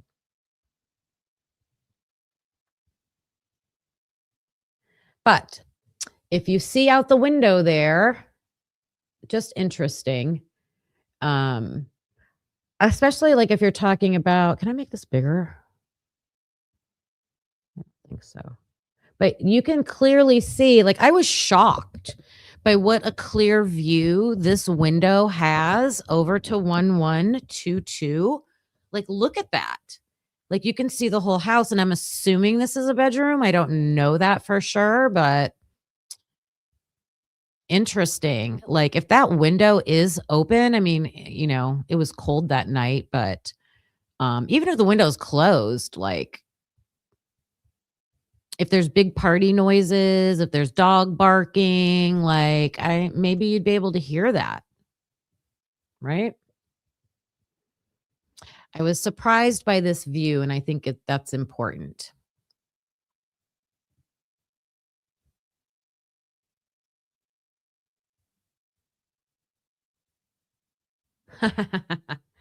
Okay. So I have looked up 37.1 and 37.2, and I can't connect it back to anything in the house. Now, when I watched one of Glitch DNA Labs videos, she thought male C was actually on the like half wall. So then I was like, well, why does she think that? So I was going through, oh my God, please be open still. I was going through the photos. And I'm like, what is on the half wall that would make her think that? And of course, I don't have it pulled up. But on the half wall, there, you know how ISP has their cards that just have A, B, C, D. They have the letters of the alphabet. There is a stain on the half wall that is labeled C. Now, I personally don't think that has anything to do, because I don't think B is on the handrail, is it? I don't think so. Oh, hold on one second, you guys. I got to let someone in. I'll be right back.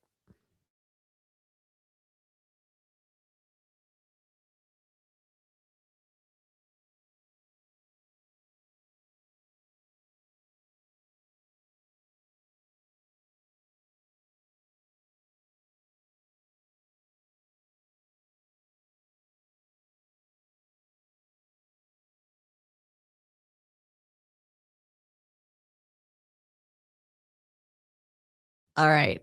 Side note, you guys, I have someday I'm going to buy some extras and I'm going to show you. I have the best locks, like these things. It's a big metal hunkin' piece and you bolt it into your door and then it flaps over an inward pulling door. And I accidentally locked that while my daughter's girlfriend was she had the keys to get in, but that lock was locked. And I'm like, did you try it out? It held up. It's a really good lock.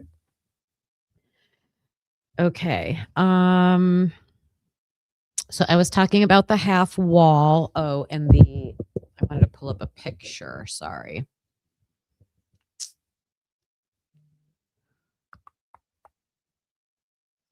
That one.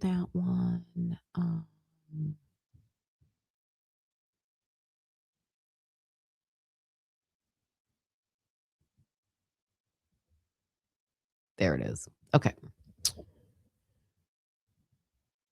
Oh, it is, you guys. Uh-oh. Lucy, are you still in here? Megastar, Circus, whoever else is still in here. Jesse Lynn, are you guys still in here? Christina, who else has been hanging with me? Karmic, Beach Babe. All right, look at this. I got to make it bigger. I got to figure out a way to make it bigger. Right there.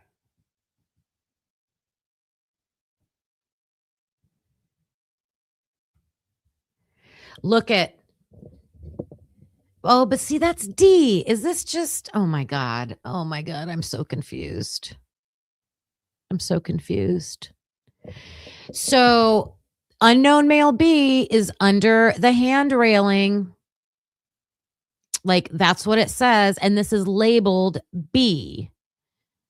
Now, A is the knife sheath. So, see, that's why I don't think these line up. I think that's a coincidence. I think that must be a coincidence. So, I don't know if that's accurate.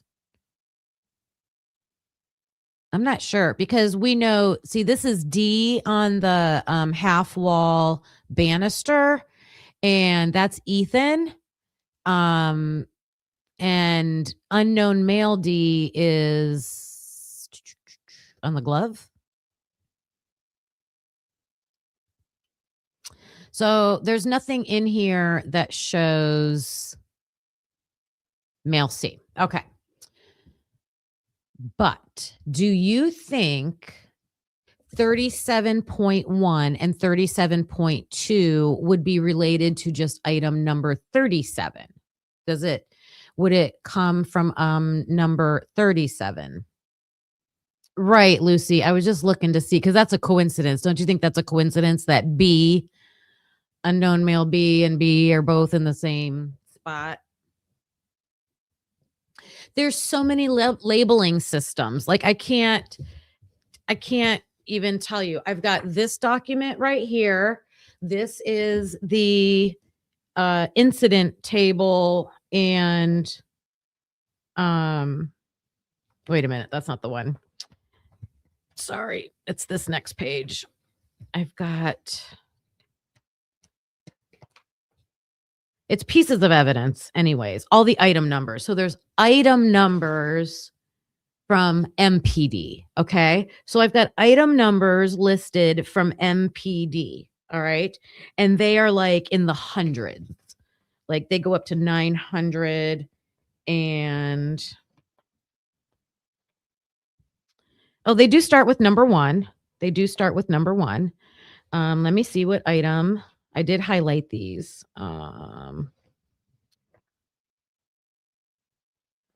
It's a mystery. And every time I get on here and try to talk about it, I'm sorry if I feel like I'm like all over the place, but I need to sit down and do a better and they don't organize them in their list either. Like it's crazy. All right, 37 is a blood swab and I have a photo of it, and 37 is blood on the floor in Xana's room. Okay, so item 37 is blood on the floor in Xana's room. But then Moscow Police Department, they don't have, a 37.1 or a 37.2 because those are the forensic numbers. Right?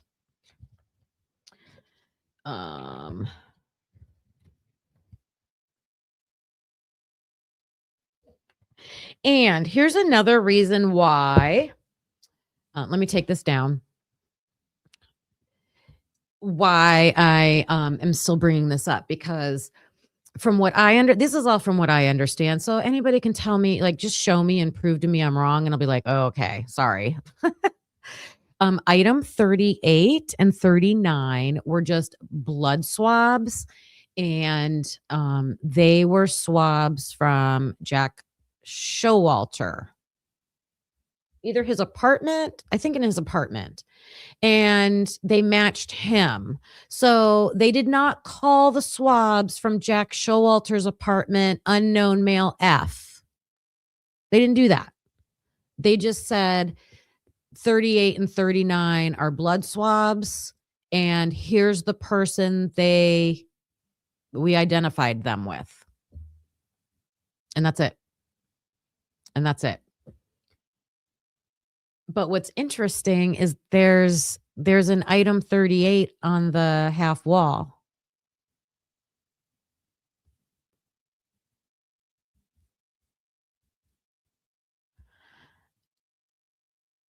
Not full of blood. There were like 9 samples. No, there was just like 9 samples. 9 samples. And again, I'm not like, I'm just trying to understand what this is telling us. Okay, that's that one. Same one. Okay. I got to show you guys these photos. Darn it. All right. It takes a minute for them to load, of course. You know that. Idaho.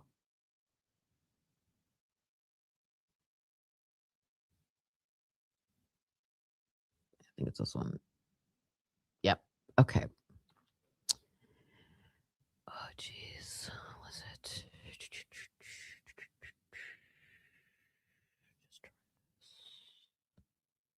Oh, that's why I opened it with Cami. Okay. I'm going to find the photos of these item numbers.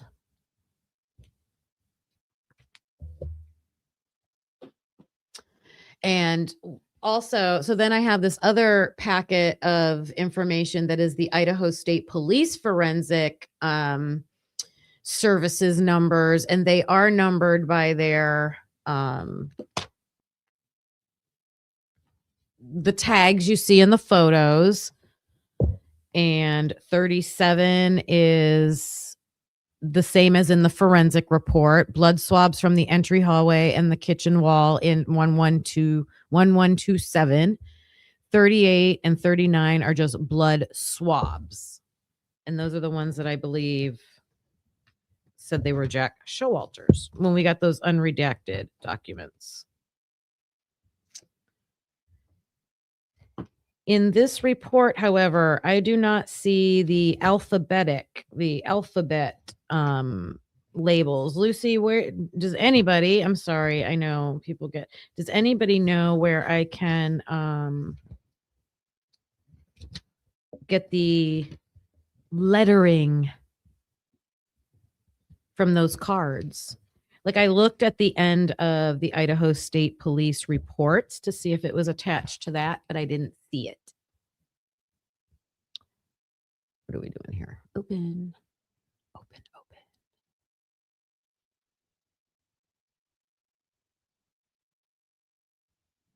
Let's see what you guys are saying.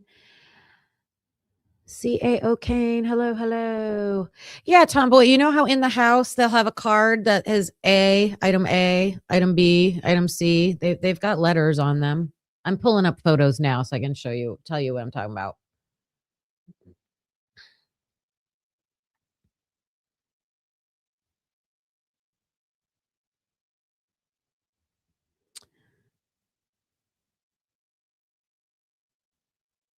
Oh, hi, Molly. Are you talking about Jack S or who?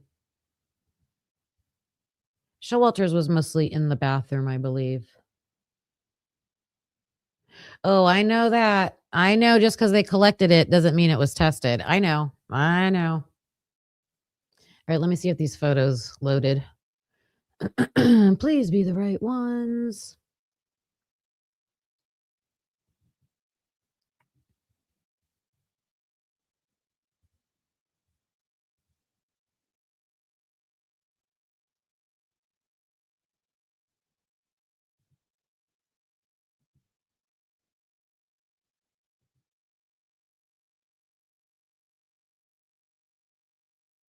I'm closing some tabs that I don't need, so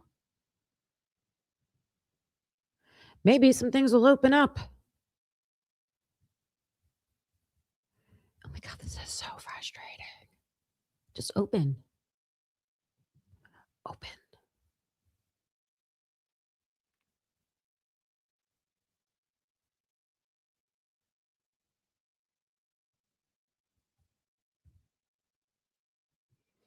All right, it's being stubborn.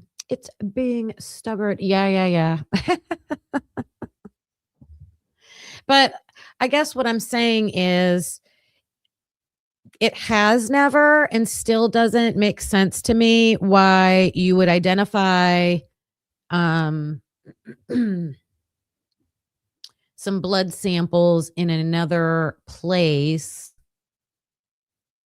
to like so let's take the person who lives in the Queen Road apartments, JS, okay, and someone who's tied to the house, associated with the victims that night, and you go to his apartment and you see visible blood. You're going to test it just to see if any of the victims' blood is in that location, and there wasn't. So then that is labeled as just his blood. That's that. But then with unknown male C, you go to another person of interest's home and same thing, find blood. It's not his. It's not anybody in that house. Must not be the victims, but it's an unknown male. So I just haven't seen it classified as like, this is a nothing burger. I think it could be telling. Kane, hello, Kane.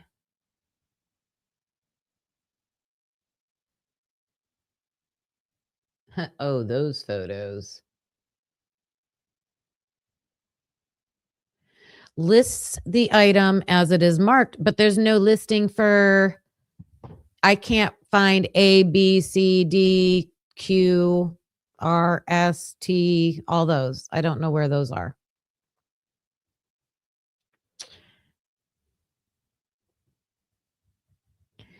What is this doing? The photos won't open, guys. They won't open.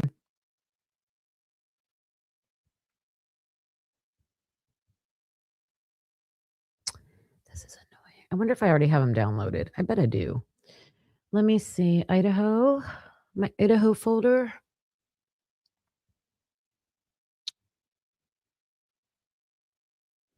Photos. Oh, these are just my screenshots. Oh, well.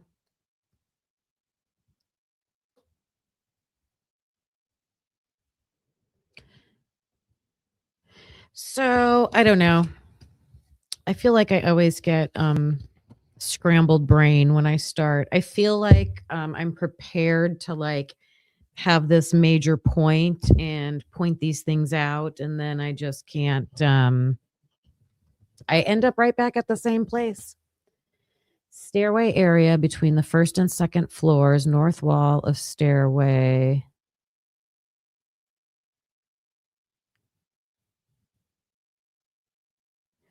Okay, what's the difference between ISP-D2 and ISP-FS? Forensics is FS, and I don't know what D is. I don't know what D2 is.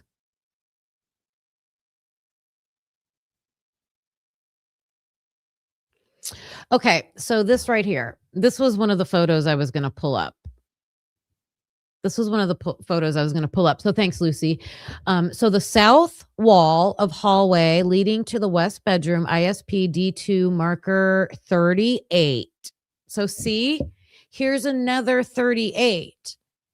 But when you look at it, it says item 38 is a stain, blood stain.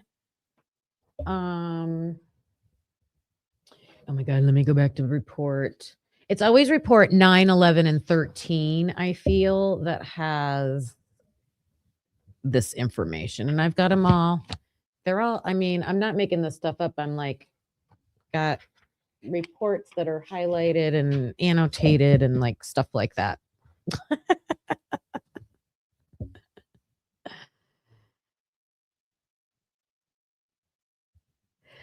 The DNA profiles obtained from items 38 and 39 match that previously obtained from the known reference sample of blank.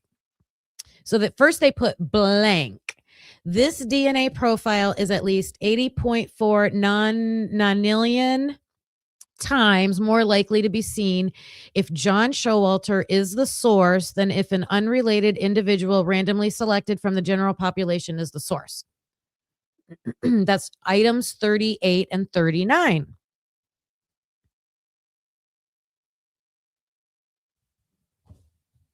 So I wanted to show you a picture of 38 and 39, but they're not opening. Oh, wait, I got it. Wait, please be the right ones. Please. They've got to be the right ones. All right. Okay, look at this.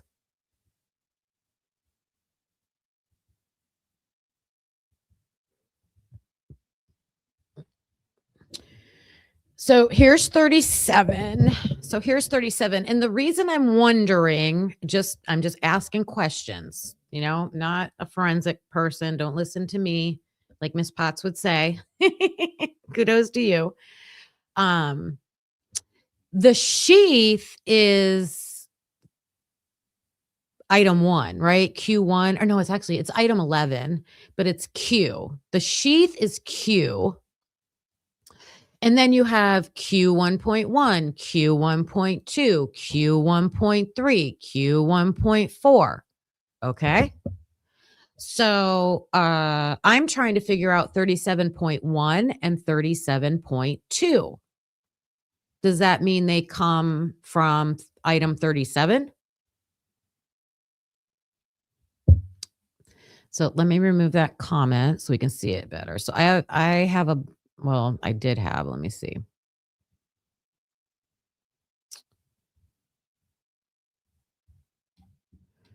Okay, there's 37. The other one that I had labeled them better.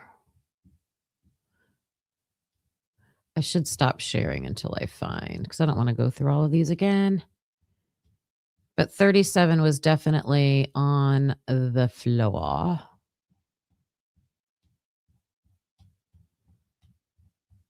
right, now I'm going to go to where 38 and 39 is, and that's in the hallway.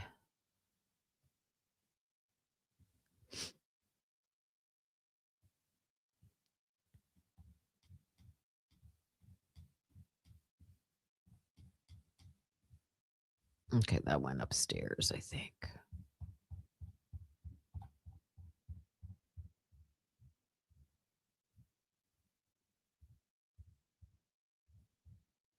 These aren't all labeled. That's interesting. The other batch was labeled.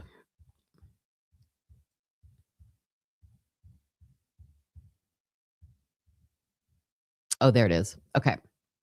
I will share again. I didn't want to go through all those bloody photos. Just pull it up when I find it. So this one. Okay. So there's item 38.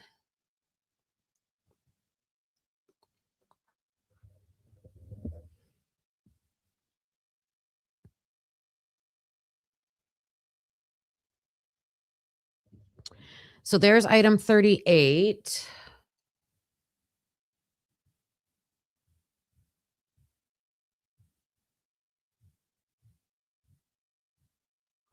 Oh, that's on the pong table. The beer pong table is 39. But I thought that was Kaylee's blood.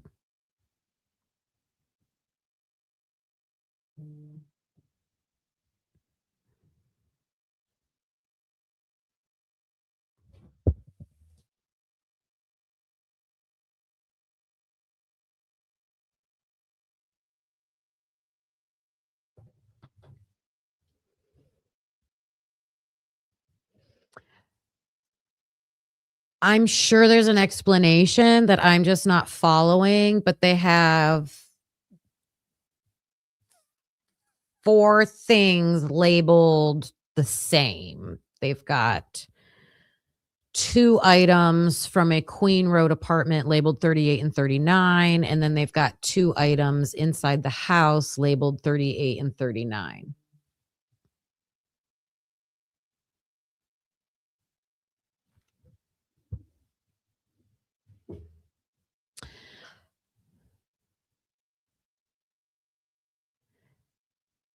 Yes, 261. Yes, I have that page right here. Blue Devil, thank you. So item 39, see how confusing this is? So item 39 is item 261. Yeah. So that's in this other one. So the Idaho State Police calls it item 38 and item 39, and they just say blood swabs. But then when you look at MPD, you have to match it. So you gotta go to this MPD list of items, and I have it highlighted. And I forget how I found out that it was item, but all it says is item 261 and item 264 are blood swabs. Evidence incident. There's a way to match them up, though. There is a way to match them up.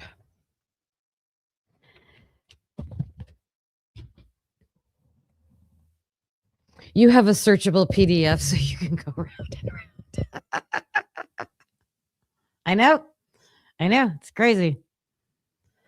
So I actually have a couple questions. So I'm wondering about this 38 and 39, and then I'm wondering about unknown male C. Right.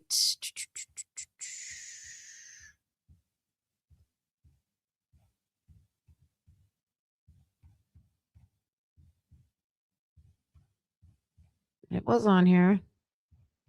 But I'm probably going the wrong way.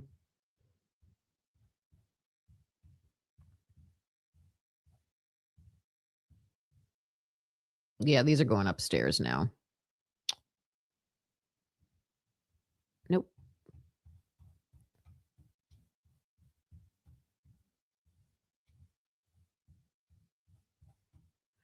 Oh, I'm way off. I should have looked at the page number.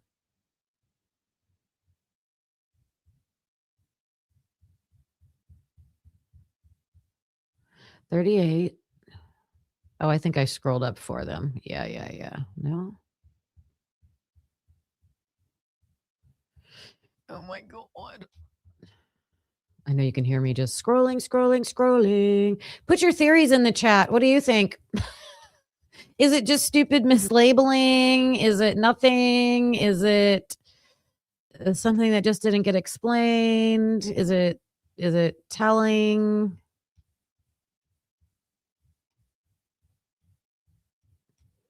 All right, now I can't find it, you guys. How can I not find it? It was right there.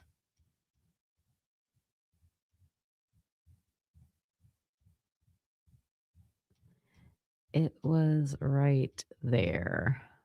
Oh my God. All right. Oh, 6,055 pages. Yes. I think so too. I think so too. I think the bottom line is that we have been waiting for evidence to come out, as does we're not expecting anything out of this case than we do out of any other cases, no matter how big or how small. Like when the case is closed, then the um documents become publicly available. Like that's how the system is set up, and nobody that I know of on YouTube wants to see victims' bodies. Like we just don't. Even when we were talking about Delphi, um, that's just not what we're here for. We're looking for, to tell the story, see what happened. With all cases I'm talking about, like looking at these cases, what has happened, and especially in cases where maybe there's injustice, or with this case, lots of questions about if the right person pled guilty and took an innocent plea. Even 39 doesn't look like a pure blood stain. My blood lands and it's bold and red. There's no clear part, even when it's a lot. Well, so they did say a lot of the blood stains were diluted. And that's another discussion a lot of people have been having, like diluted from what? I heard the experts talking about like from saliva. But again, to me, that's telling. If you're telling me that victims that were upstairs have diluted blood from saliva down in the living room, what does that mean? I think it's diluted from the testing kit from ISP, because I watched a video about it, and they do have to dilute it. Like diluting it is part of the process of testing it. So if you accidentally over dilute, then it's going to be diluted. Yes, Blue Devil. Yes. Report 13. I'll look at it again. I got it right here. That's where it says 38 and 39.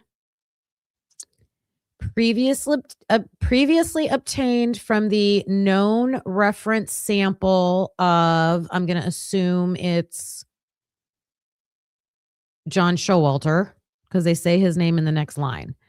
The DNA profile is, so it's likely to be John Showalter, than if the source was someone else. So that makes it seem like 38 and 39 are in his apartment. But they're not. So please ask this question around to other creators, because I want to know if I'm like, this is stupid. Like, I don't know. And then, okay. The major unknown male B DNA profile obtained from item 30.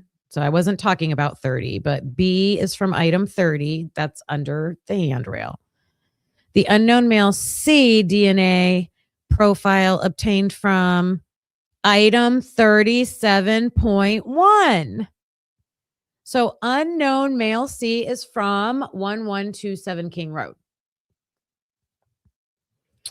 The partial, and I'm like, why is that even, like, how are you making that leap? That there's something, like, I, in my opinion, think it should connect back to something in the house. So that's why I've been like, what is it connecting back to? Is it connecting back to item 37? Is 37.1 connecting back to item 37? I don't know.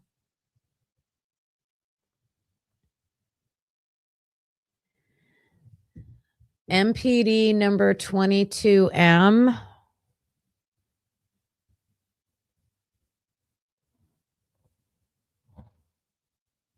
2060. Is this a photo, Lucy, or is it a report? No, I know what house it is. I know. Yeah. JS is in the Queen Road Apartments and 1127 is Jack D's. But I keep stressing it's not his blood. It's not Jack D's blood. It's not his blood. It's not anybody that lives in that house. It's unknown male C. Yeah, I do need to have Audrey on we should get like Miss Potts, Audrey, Pav. I don't know. Maybe I will put a panel together to figure this out because it's crazy. Yeah, that's where it just says it couldn't go into the CODIS system. Of course, they were consumed. That's a bummer, but that's all it really says. So thanks for hanging with me, you guys. You know, I do have lots of other information. I do have videos and clips pulled up from Glitch DNA Labs because please go watch her videos if you have questions about. She doesn't just talk about DNA either. She's got videos on all the topics with this case. So checking comments. Ooh, I was way behind on my phone. Yeah. Poke. Here, let me show you guys my new thing I got. All I'm saying is this is a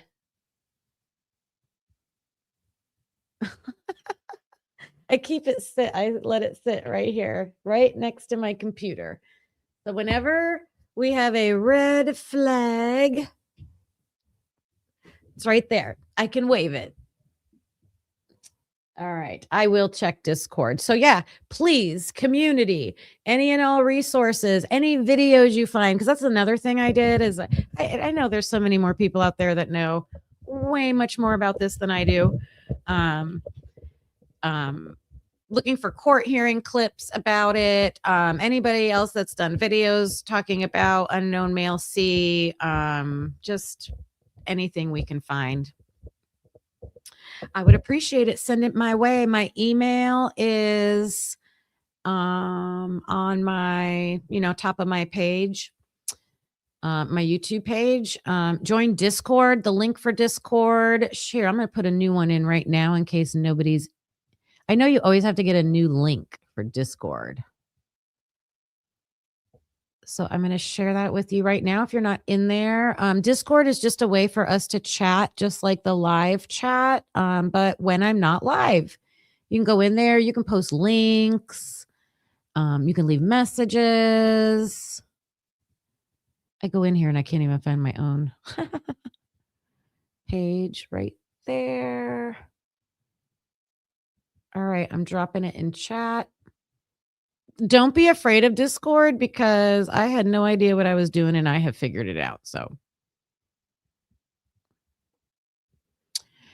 well, Ro, the reason that I'm positive it's not his blood is because they're saying it's unknown. And I know that he gave a swab sample. So yeah, they had to have tried to match it. Yeah. Now it's hard to know. I don't know off the top of my head who else they have tried to match it to. So, yeah, it's an interesting topic, interesting conversation. I'm going to look into getting that panel together to talk about. But seriously, send me any information if you want to help me with this. And I hope you enjoyed the Ryan wedding story. That's another thing I was going to do. I jumped to the DNA, but I wanted to make that connection between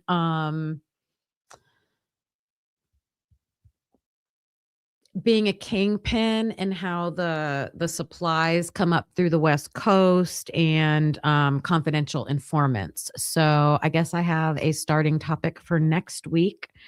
I'm waiting for like new information to come out also about the Dayton Weber, the cornhole guy that's accused of murdering the passenger. So hopefully there'll be some updates next week. It's Friday, everybody. I hope you have some fun plans for this weekend. I hope you get some time to relax. I'm just looking. The sun is out. We had like a torrential downpour here yesterday. My basement is flooded again for like the second time. I'm like, it's not like, all over. There's one section, one like half of this little room, but it's good flooring down there. And I'm like, so I like threw towels down all over it last night and I got to go deal with that mess. So that's what I'm doing. Don't forget to join the verdict room. Join me back tomorrow night at 6 p.m. for the verdict room. Mike, do we have a guest that we are publicizing yet or no? It's okay. Whether we have a guest or not. Oh, yes, CAO Kane. Thank you for that. Whether we have a guest or not on the verdict room, please join us for awesome discussions. And we're having Birdie on Saturday night. That's going to be a good time. That's going to be a good show. So join us for that. All right. Take care of yourselves. Be kind to yourself. And I'll see you tomorrow night, 6 p.m. Eastern time. Bye, everybody. Thanks for watching, hope you felt the spark. Please hit that like before it gets dark. Subscribe, it's free and keeps us going strong. You're part of the crew now, right where you belong. Join us next time, same truth, same fire. We bring the heat and never tire. We're typically unique and proud to be a husband and wife in podcast harmony. Practically unique, yeah, that's you and me. Don't forget to like and hit subscribe, it's free. Come back again, we'll be right here with truth and laughs and zero fear.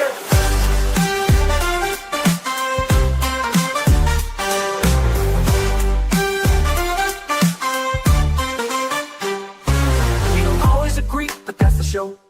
One love, two minds, letting it flow. We dig deep with crack jokes, we call it like we see. If that's your vibe, you belong here with me. We don't always agree, but that's the show. One love, two minds, letting it flow. We dig deep with crack jokes, we call it like we see. If that's your vibe, you belong here with me. We don't always agree, but you felt the spark. Please hit that like before it gets dark. We dig deep with crack jokes, we call it like we see. If that's your vibe, you belong here with me. Thanks for watching, hope you felt the spark. Please hit that like before it gets dark. Please hit that like before it gets dark. It's free, it keeps us going strong. You're part of the crew, now right where you belong. Join us next time, same truth, same fire. We bring the heat and never tire. We're typically unique and proud to be a husband and wife and proud to be a husband and wife in podcast harmony. Yeah, that's you and me, that's you and me. Don't forget to like, hit subscribe, it's free. Come back again, we'll be right here with truth and laughs and zero fear.